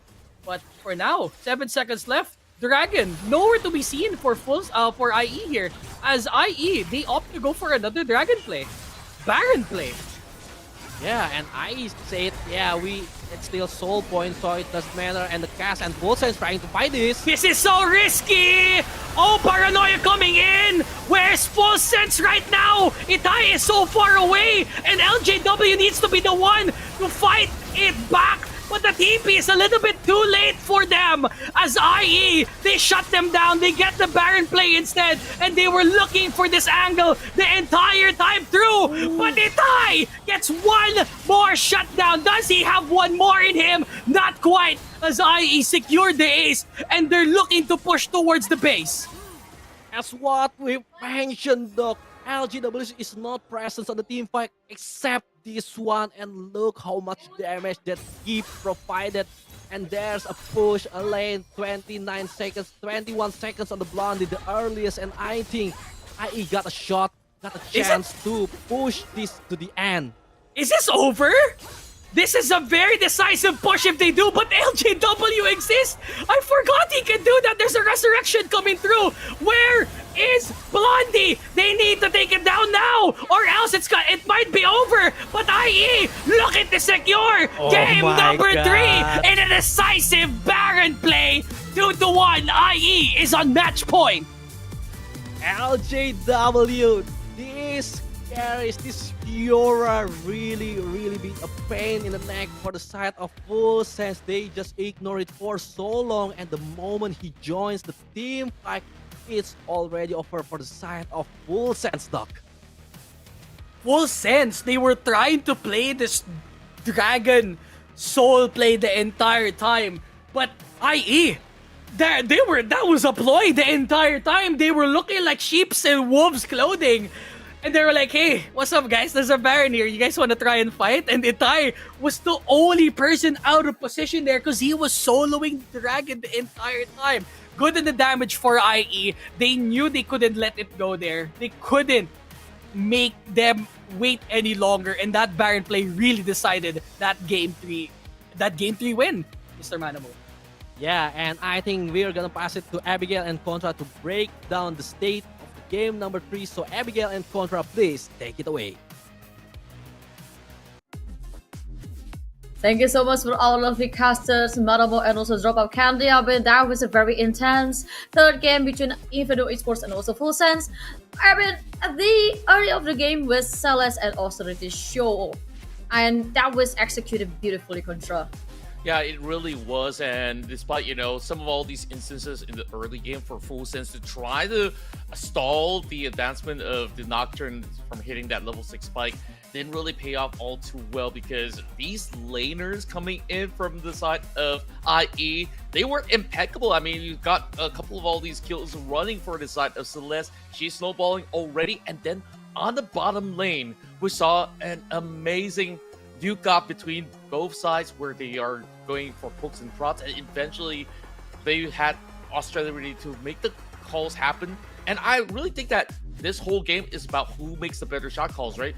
And multiple times Inferno know that they are ahead. They were baiting and asking that very same question where the casters were talking about, are you gonna try to contest this on some of all these Baron attempts? And on the very final one, I think that was that perfect decision making. They know that the rest of Full Sense will have to decide if they are going to go trading for those objectives instead, and they opted, hey, we stack 4 members, we can eventually have the TP to come true from the side of Ite, but it took a little too long for him to actually secure it by himself, and then you saw the TP came a little late. Now let's talk a little bit about the draft, right? Because you got the Fiora as the late game insurance for Inferno, and you saw LCW continuously pressure. He didn't really have all too much to worry about other than to continuously shut the way, because once you do so, Excellence will need to answer back. So that Gragas needs to just become this kind of brick wall, and once he does leave, you will see like maybe some loopholes. They get a couple of turrets over on side lanes, and yeah, it became harder and harder to manage, and that's kind of how they continue to play that tempo game. Yup, and not only LGW press excellence to defensive state, but also Salus and Austerity showed us how they also could win the lane. Yeah, overall, this was some really massive flex. The flash, the perfect 3-point strike there with the kunais was absolutely beautiful. And then you have this instance where you have that curtain call and then that flash commitment to secure the double for the side of Austerity. As much as they got themselves into a really troublesome territory, I mean, that's 2 kills towards the Skarner. That's going to be building a lot more on the tank front. So I guess like they're very willing to, you know, just go in for it, because you're already putting Blondie as well as Yusaki a little bit behind. But I kind of wanted to see a lot more of these fights to really take place, and I think one of the instances was a little bit more of that challenge coming from the side of IE, which we saw in the mid game. FS found a lot of opening to go in for the punishment, especially on some of all these dives where they've been able to really open up that space. And I think that there was a couple of mistakes that happened, like Celeste recommitting. He thought that he could actually find that perfect execution angle, and they go in one after another. So it wasn't an easy task for them. So that being said, that kind of costed them a little bit more of that mid-game tempo. But all in all, you saw they were once again having born this way to be a little bit more proactive. But Ite looks super phenomenal on that Yone. I kind of wish there's a little bit more backing for him. Now, I want to put a little pause here in this fight. You got to see that they were always contesting for that dragon, because like this is super important for the side of Full Sense to really skill up ahead. So drawing the full equation, I think the first person I would definitely highlight is Few. Before we actually go into the fight, he's already brought down to 50%. So instantly, instead of rushing that dragon, what you really want to do as the side of IE is just to really go in for that full collapse and just really focus onto this party member. So once he's taken out, you can actually go in for the smite. So watch as it plays out. It was just very, very quickly that they've been able to take him down. But despite all that, I mean, the rest of these members coming in from the side of Full Sense, they've been able to really double down to really push up ahead. So they will just be able to eventually go all the way to chase them out. So perfectly warded out all the sort of dangerous situations that could have actually posed a threat towards the rest of Full Sense. So they get something in return, and then down towards this very fight, I would think that, you know, it could have actually been a big 50-50, but it was down to that paranoia in the middle of it all, where they've been able to just really box them into this location. Just take a look at this.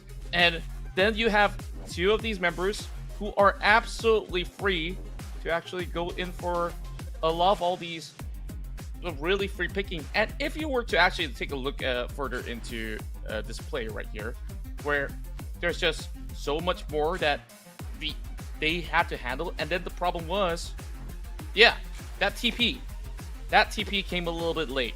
So if it was a couple seconds earlier, maybe there would be a lot more damage to be dealt, because Ite being absent for that fight really was quite costly. Yes, because if Ite joined the last fight sooner, that would be a different story. But I saw that Full Sense is trying really hard to redictate the tempo of the game, because IE is already forced FS to follow the tempo, and that you know kind of make FS sort of like often to jump into the perimeter fights that also make them in the, you know, a big more disadvantage on their hands. And you know, by the time that they really wanted to make all these kind of decision making, I felt like it was kind of like a 50-50. They kind of hesitated a little bit and hence why this kind of scenarios happen. So I think like the rest of Full Sense, they really gotta double down and really be clear. Okay, we need to, if they really wanted to stop the Baron play, then by all means send all 5 members, because they were worried about having perhaps one member of the side of IE to sneak that. So I absolutely do understand, but Ite kind of need to make the call a little bit quicker as well whenever he needs to really join the fight. Yup, and I think that the ends of the third game of today, but we still have another games because IE is already have one of their feet on the winning podium of this LCP Wild Card Playoffs Grand Final. But allow us to take a short break and we will be back to you guys after the break.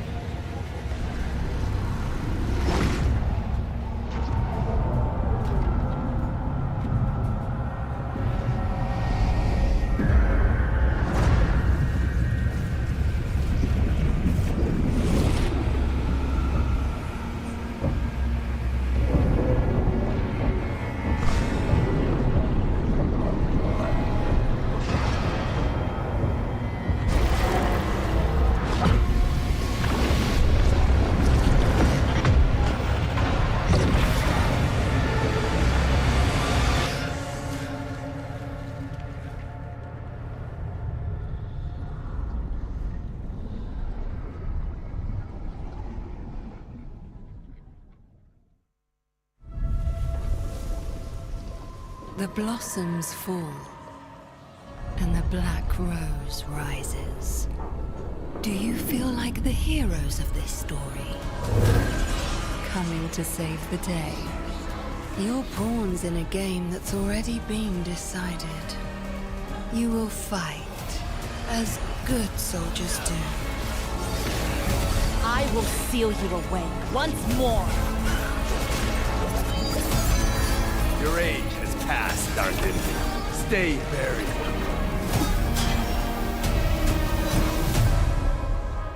And you will fail, as mortals must.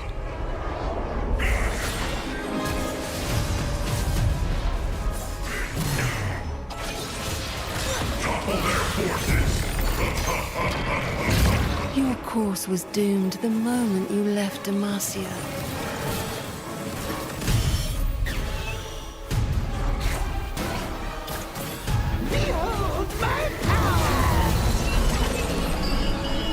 And entered my world of thorns.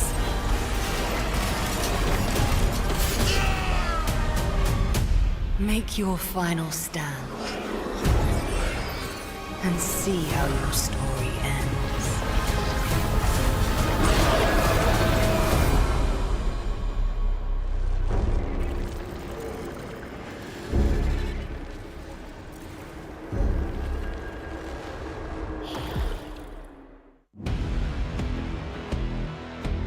Going for it, and here comes the steal! Between Worlds hanya menjadi pemisah dunia. นี้ที่ต้องเวิร์กไผ่หน้ามายังคงรอดชีวิตอยู่แต่ว่าไม่พอ as well, and even full commit is sticking. Problem, but they should try to look for a combo here. The dragon is stolen away.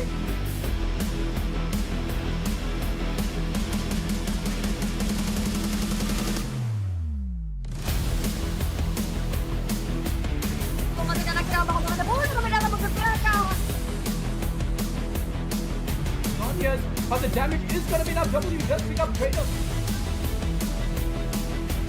You and Pikachu goes in, and here's the back set. natin nililawin na yung Phoenix Kirby taking down by Sterling already.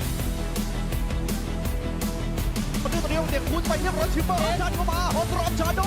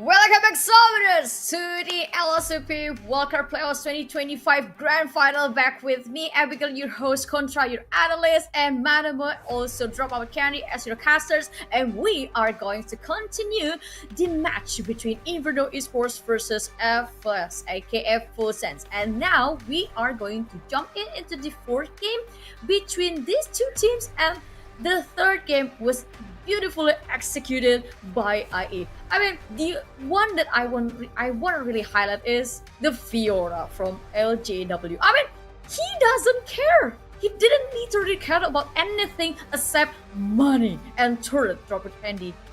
I mean, there's so much he does in the map. The objective for Fiora was so easy, man. Buy the Hull Breaker, buy the IE, buy the Triforce, buy the Hydra. I just started pushing all of the lanes, yeah? I mean, the Gragas was on security watch the entire time. He needed to take care of LJW, but LJW is like, the law can't break me. I got a sword. I can challenge. Bonk, bonk, bonk, bonk, bonk, bonk. And then that last fight, Cinema, they already ended it also fast. I thought they needed like one more fight contra, but whew, so decisive. I thought so too. I mean, it was really, really close, right? I think like what really went down was those beautiful shot calls and the combos together. I mean, the Nocturne Jin combo was quite potent, and those kind of exchanges over the bot lane as well. And now I want to see these two coaches really concoct the full recipe in Flame, especially because right now, it's do or die. This is possibly going to be the final game if they did not find something great for the side of Full Sense. So, i.e., they would be J4 feeling rather confident, and they've already got the J4. You're super excited for this one. I mean, Born This Way, there's a reason why Jarvan gets banned every single game for IE. It's because Born This Way plays the Jarvan. In the slew of picks that were signatures, Lee Sin's already picked, Sinjal's already picked. Jarvan is his last comper pick. In Full Sense, all breaks right now. No gas, all breaks. Zed will be picked this time. Yeah, Zed and also Renekton, so this is going to be a very comfort pick for Full Sense. And we've seen a game when Ite plays Zed really beautifully, but that was yesterday, and this game is totally different because we've seen that that they also can be overcooked with the drops that they can set up of Manamo. Yeah, and also again, Full Sense with the team, Zed can be flexed into the jungle or maybe in the mid lane for Ite, and with Oriana, I think it's classic Cataclysm and Shockwave combo for Inferno Esports, and it really suits them well. Maybe it's a little bit different because Teles we saw earlier with the aggressive Akali play, and now he just need to reserve in this game number 4 playing a classic control mage. So I think the tempo is there for I, especially they look in the Aphelios. That Aphelios pick from me is kind of interesting also, Contra. Yeah, it definitely is very interesting. I mean, there's definitely that prowess in those team fights where you have mass crowd control, mass AoE damage. So it is definitely very teamfight oriented. But then again, full sense, you can see high mobility composition coming right through. So it is still not too telling whether if we're going to get to see View on this Zed or actually Ite. I definitely have a consideration for the Zed to actually go into the jungle because both sides, I mean, if you were to match up against an Orianna, you're going to be poked down with the Zed. So possibly you want to basically double down on a few more bans over onto either the mid lane or even some jungle at the very same time. So that being said, full sense, if they can double down, find something else to also supplement the front line, that should be good for them to really go for the chase. Because you take a look at that, I mean, Aphelios as well as Orianna, they might just be sitting ducks if they were not careful with their positions.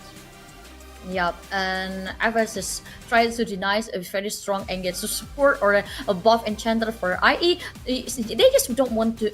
They just don't want Aphelios to get pampered enough. Manamo. Yeah, I think at this point you need maybe damage because with that I think for them back to jungle, the luck is nice win. On side of full sense for Nextan as well, and I just personally want to see Kassadin because it really fits this draft really well and it suits Ite also. But I don't know what full sense kind of cooking, and Rel it's a safe big combo can be executed of course with the Magnustorm and the damage from the Renekton later on. But for IE Aphelios, we knew that if they want to play safe, there is still Tom Kench that can provide protection to the AD carry, or they want to play it a little bit aggressive with the Braum. It's still viable also, so a lot hole open for the side of the Esports. Yeah. Braum is locked for IE, so this is a very solid from front to mid and also from the back damage allocations from IE Drama Candy. My orange solid. top They doubled lane. down. Solid.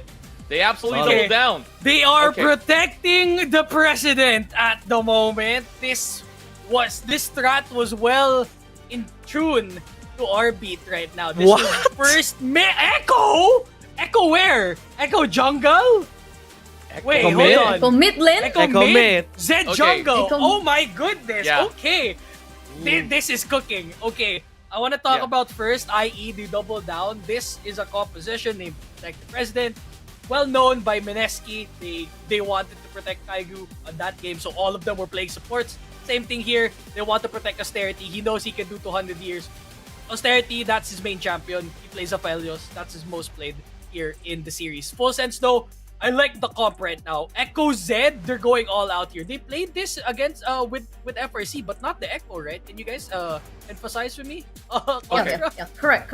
All right, I definitely Guitar see Runner? this angle where they are doubling down onto this precedent, right? So the only weakness is probably the early game where they're hoping to have that pressure coming with the Echo as well as that roaming together to really cause the chaos and try to really put down the Aphelios a little bit more behind, because once he burns the flash and perhaps whether it's a barrier or even a cleanse, he's only going to last for a couple of seconds unless he gets a lot more of that backup. So a lot of pressure is now on the shoulders of both junglers in order to really set the tone on how this early game plays out in order for them to make it past the mid game.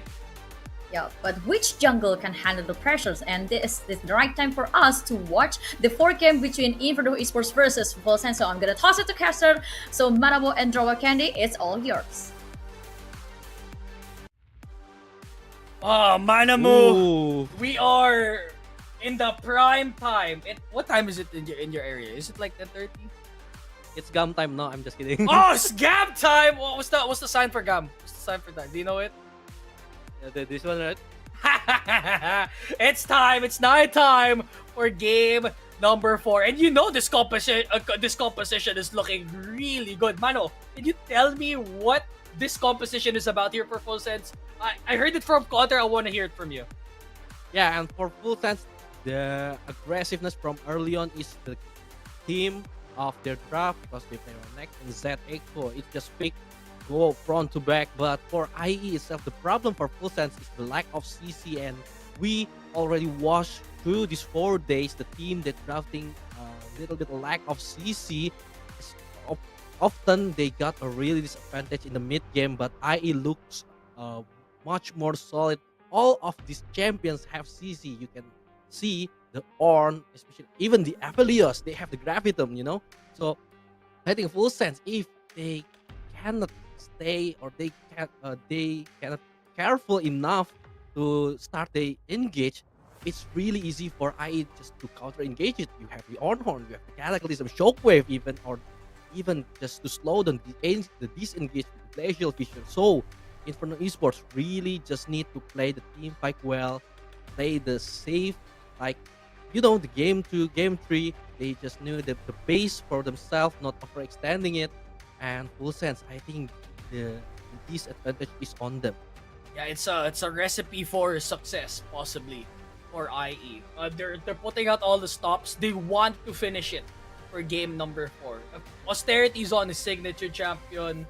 Born This Way is on Jarvan. It's looking like they want to end this as soon as possible. They don't want to get game 5 because everyone's champion pool is now depleted. Full sense, they are looking to reach game 5 with their flurry of picks, man. Zed, Echo, my goodness, these are champions I have never seen before in this region per se. In my region, nobody uses champions. They're not available. For Thailand though, I mean, I'll take everything. I'll take every pick out of the water here, Manamo. Yeah, and if you're mentioning about the champion has been depleted, I think it's not the case for full sense. I mean, look at the Echo, the Rengar pick. They still have some of the champions on their arsenal left, but yeah, just like you said, Inferno Esports really want to take this game to the end in this game number 4. And by looking at the draft, I think it's really adapting to the meta as well. We can see this kind of lineup in a major region like LPL, LCK. You can see this Wombo combo, and it's really a double-edged sword because, like full sense, they should be watching a lot of this kind of draft. What are their weakness, and full sense with their unique draft also maybe can capitalize it. But again, with the lack of the CC, I think it's really the point that Inferno Esports can exploit a lot. Yeah, I mean, for IE, I feel like they have the Wombo combo and they also have insurance with Aphelios, right? They have a lot of ill potential for the side of full sense, but they can't seem to get the lockout. Right? It's so hard to land too with the amount with the champions that they have available. But my goodness, it's looking intense here. What do you think is gonna happen? Early predictions for this match? You think it's gonna be over, or do you want it to be game number 5? Yeah, I think game 5 will. I just want to get into the game 5 just to see the draft, But draft wise, it's really hard to execute. The consistent damage is really hard to be produced by the side of full sense, especially they play Israel as their AD carry. They play Echo, so it's really. IE should be, if they play on like their usual terms, they play just like the usual self, it should be 3-1 coming into this game 4. Wow. Okay. I mean, decisive, right? I mean, IE, this is their one of their last chances to do it, right? If they lose, they're gonna be back in the grinder, back to game 5. But for now, full sense, we want to extend it. Game 5. You said they have a flurry of picks still, and you know that their pool is a little bit deep. You saw a while ago that they were putting out some weird picks right here, and even I was stunned. I was like, okay, we're not playing meta this time. Okay, this is our region. We got the C picks, and we are at least waiting for them to start this game out. But I want to talk about like how this Inferno team got together from the start. I felt like after the previous playoffs where they lost Austerity, they needed to rebuild, and most of the good players in the PH were already in good teams, so he needed to look elsewhere. And it's a good thing LJW and Born This Way was there to have a collaboration with these PH players, right? Because if we're not good with all five Filipino players, we might as well try to collab with someone else who, again, in turn, is a really strong team in turn. So that's why Conter's the one cheering for them as well, man. Yeah, and they really showing it in this tournament. Just dropping so far 2 games, and both of them are against Full Sense, and we can see that in esports, just like Contra said, they have a good shot call, they have a good decision making. The individual player also showing off, especially in the mid jungle top, that we really look a lot, and not to discredit the bottom side, really consistent from the side of Inferno Esports community. But kudos, of course, to Full Sense. They can really also the top 2 that we mentioned since the day one, and they just showing they can play standard League of Legends, they play meta, but they also have something on their sleeve, like they showing they also have the identities that came from our region. Yeah, I think the identity is so big, even for Full Sense. One of the long-standing orgs in Thailand for so long, and Full Sense, they're making sure that they're not gonna go down without a fight. It's still 2-1. It's still open season for them to take this game out, but i.e., this is more than just a consolation prize, because they weren't even supposed to be here, Manamu. They were Yeah. second in Liga Republica. They got beaten out by West Point Esports Academy 3-0. So it comes into your imagination, right? If it was West Point Esports Academy here in Wildcard, I don't know. It could have been way different this time. It would have been, I don't know, maybe dominant, maybe not. But for them, for Inferno, this is a second chance for redemption. They're making sure that they can stand for something greater rather than second place. They want to be the number 1 here. They want to be the number 1 in playoffs, and they want to be part of that promotion series. A chance to get promoted into LCP. You know how much that means to this region? A lot, man! Yeah, and I think it's really good showing from Inferno Esports. And we'll see in this game number 4, LTW born this way, slash austerity, and moves only 1 win away from being the representative of LCP Wild Card into the promotion tournament. Full Sense, we knew what they can do. Excellent Spew, Ite, Blondie, and Yu Yu Usaki tried to prolong this game, bringing us into the silver strap wheel. They can do it, win this game number 4 here, game number 4.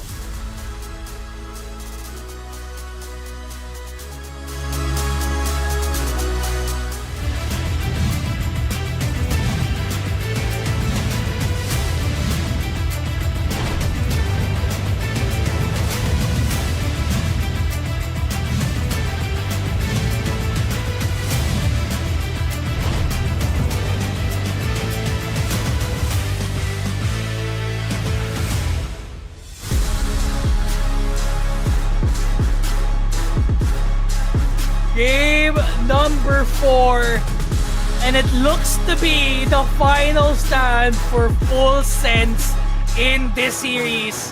Inferno, they're looking to lock in their place in the LCP wildcard spot for the LCP Promotion Series, and this might do it. They just need to secure this game out here, Mr. Manamu, but Full Sense, they're not going down. They have one more then. Yeah, and I think the pressure is on Inferno Esports because they have this pressure to close the game quickly. While Full Sense, I think this draft really showing what Full Sense has bring into this tournament, the identity of these Thailand representatives. They just can play this freely, no pressure at all, just play on their own terms, and IE make me start by invading Full Sense jungle. Okay, Full Sense very early on. I like the aggression still, at least an identification of where the jungler might be going here. I mean, again, the level 1 is very important for the Zed because it doesn't have a lot of good jungle timings except for this Raptor start, because that's where you could get his he can spam his ability a lot just to secure that first Raptor kill. And now, I mean, at least they know where he's gonna start. So for the side of this way, playing bot side, potentially trying to gank top or maybe just secure that scuttle. So this bot lane in turn, I think Austerity, is that Conquer on Aphelios? Am I seeing that? Yeah? Yeah, well, maybe we saw earlier today we have electrocute illusion, so this doesn't surprise us anymore, Doc.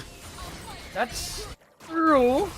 But even I am a little bit confused if that is the correct one. Okay, but okay. I guess Conquer it is. I thought it was gonna be like Lethal Tempo or something, but I mean, if Austerity can prove me wrong, why not? But Moops, very low in HP. He's getting poked away by the Mystic Shot of Blondie here. And yeah, I mean, this seems to be this part of the game where it's a slow for Manamu. So, what happens this time around? Where do the timings go? What does the jungler prioritize here for both? Yeah, I think as Jarvan, as J4 from Born This Way, you know, you can leave this on alone. He's gonna be on tank duty, on the Call of the Forge God duty. So I think if Aphelios is your best bet, or maybe try to harass this Echo, because Israel, as we knew, have the Arcane Shift to just escape away from the gang, from the Flag and Drag. And yeah, Echo is your best chance to just punish, but maybe the ping we saw on the minimap, initiating on the top side, maybe the Rakan or the Renekton, I mean, is already pushing really deep, and the Jarvan might be moved on the top side. Okay, I took a quick look at the build for Aphelios. There is a Conquer sorcery build that you play with Aphelios. So at least it's not the wrong one. At least Yeah. there's a build. I thought that was the wrong one, but apparently there is an existing one. So it died very aggressive early on. Celeste doesn't seem to be around the area to try and secure the kill flag and drag for board this way, but he needs to be a little bit careful. Fuse around the area. Not a kill here, perhaps. I just try to get some pokes. Uh-oh! A little bit of a danger zone, but he gets the EQ away. And Celeste is around the area, so a lot of the DCS getting removed from Itai as Celeste will be back in top condition, and early on this game, Wolsense asserting dominance. They know they have the early game, and i.e. they're just waiting to scale up this entire time. Yeah, the early game damage has been showing from the side of Full Sense, the Echo Z combo. I think the Echo itself harassing the Oriana. The Sylas need to get back a little bit early, and Few trying to get something again in the mid. Oh, a fight this time, and Celeste doesn't have a flash. First blood coming through for Full Sense. No counter whatsoever. Overstayed their welcome, and Yu was there to at least an assist and the kill for it. I mean, i.e. this is not the typical solo queue gamers, right? I mean, you'd expect, you know, an Echo mid and solo queue red and jungler, but not in the highest level, right? In LCP Wild Card Playoffs, you got the weirdest of picks, but I mean, if it's working out for Full Sense, I'd like to see them try. Yeah, if it works, you know. And IE got caught, and Celeste, I think it's on the bad state. Born This Way need to prioritize this mid lane more, because I think it's a little bit a misread because IE, but again, Blondie. Kapitom?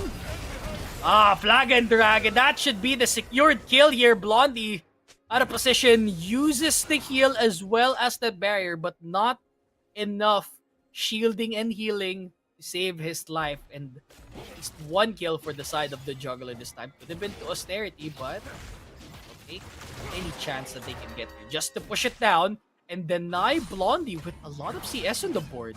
That's huge. Yeah, and because the Born This Way spent a lot of time in the mid lane before, and now at the bottom side, really there's a CS gap and level gap between him and Few.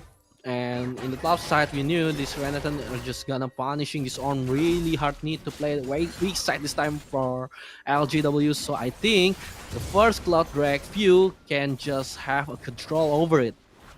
Yeah, and they know they don't have any support here for Born This Way, so he can't really risk it. Just puts the flag down and hopes for the best. The standard is there, and this looks to be the way of Full Sense early on in this game, because there is a sense of the unknown that IE is walking into.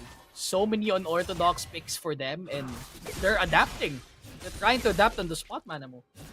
Yeah, that's the hardest part maybe in the early game, the 10 early minutes for Inferno Esports, because they knew how hard is it, the combo and Stun? excellence gonna be proc, the stun, but yeah, Austerity just gonna be, yeah, I'm just gonna farm this wave because this wave is much more important. And again, the Cloud Drake, the first Drake of the game number 4 has been given into the side of Wolsense. Yeah, they didn't want to give it, so instead they do the timing instead, pushing up, swapping in time for the Ornn as well as the bot lane. But Celeste around the area, dissonance activated, but no damage as of yet. So a little bit of concern here for the mid laner. Oh, that's -1 on the cannon minion. 07 at least, but yeah, for this way. Trying to get the shadows through, but I don't think they have any response here as LGW is walking on Grub side already. Does he have timings down? He does have the TP to boot, so at least he can play around the scenario if ever. So there is a TP, but big plates coming through for Excellence here. They try to get away. There is another Grub to be secured, and at least for the side of IE, they'll secure the Void Grubs. They have the advantage over that. So, Excellence. LGW is not in his carry role, so he is playing a full tank, which compared to last game, was boss to the walls to carry. Right Yeah. now. Oh, Celeste! Shockwave in turn! Tries to go for the combo. Oh, gets absolutely destroyed. Yu though, does he have anything to go for here? Yu is very just evasive, and they got a kill without any return for the side of IE. Full sense with the lead. Yeah, and this mobility that we're talking about, the Ite with the chrono break, they can make this aggressive play even though there's Cataclysm on the side, and this bot lane, of course, LGW gonna get chunked a lot versus Excellence. But again, Full Sense knowing what their comps can do, who gonna take the turret aggro and just, you know, just turn back the time and come back safely from Ite, and Zed, the few, can just come back to one of his shadows. And again, it's not a good start for Celeste. Yeah, I mean, so annoying for Full Sense. They're taking a sweet time, just boiling the pot. It's a little bit troublesome because Celeste is not in a good position to take a lot of these trades. He's currently being countered by the Echo here. So many utility for the Echo just to counter a lot of Orianna's abilities. So in a full counter scenario, you just have to hope and just scale up, perhaps. And not a good time for IE at the moment. Now they're playing for behind shades from the first game. Oh, this is his WE combo for LGW. He might get punished here. Yeah, but no mana left for Blondie, so they just need to call it day. But again, we are gonna focus on the mid lane, though. It's really, just like you said, annoying for Celeste because he can really farm in his own lane, even though he's playing Wakeside. But Austerity alone here. Oh, Austerity's alone. There is the ultimate coming through. Not enough damage for few. That's the cheat on back, but there's too many people here for the side of IE. They might as well give some of these plates for the side of Full Sense. And they're making sure Austerity's still around the area to at least give the CS behind. So a lot of resources used for Full Sense here.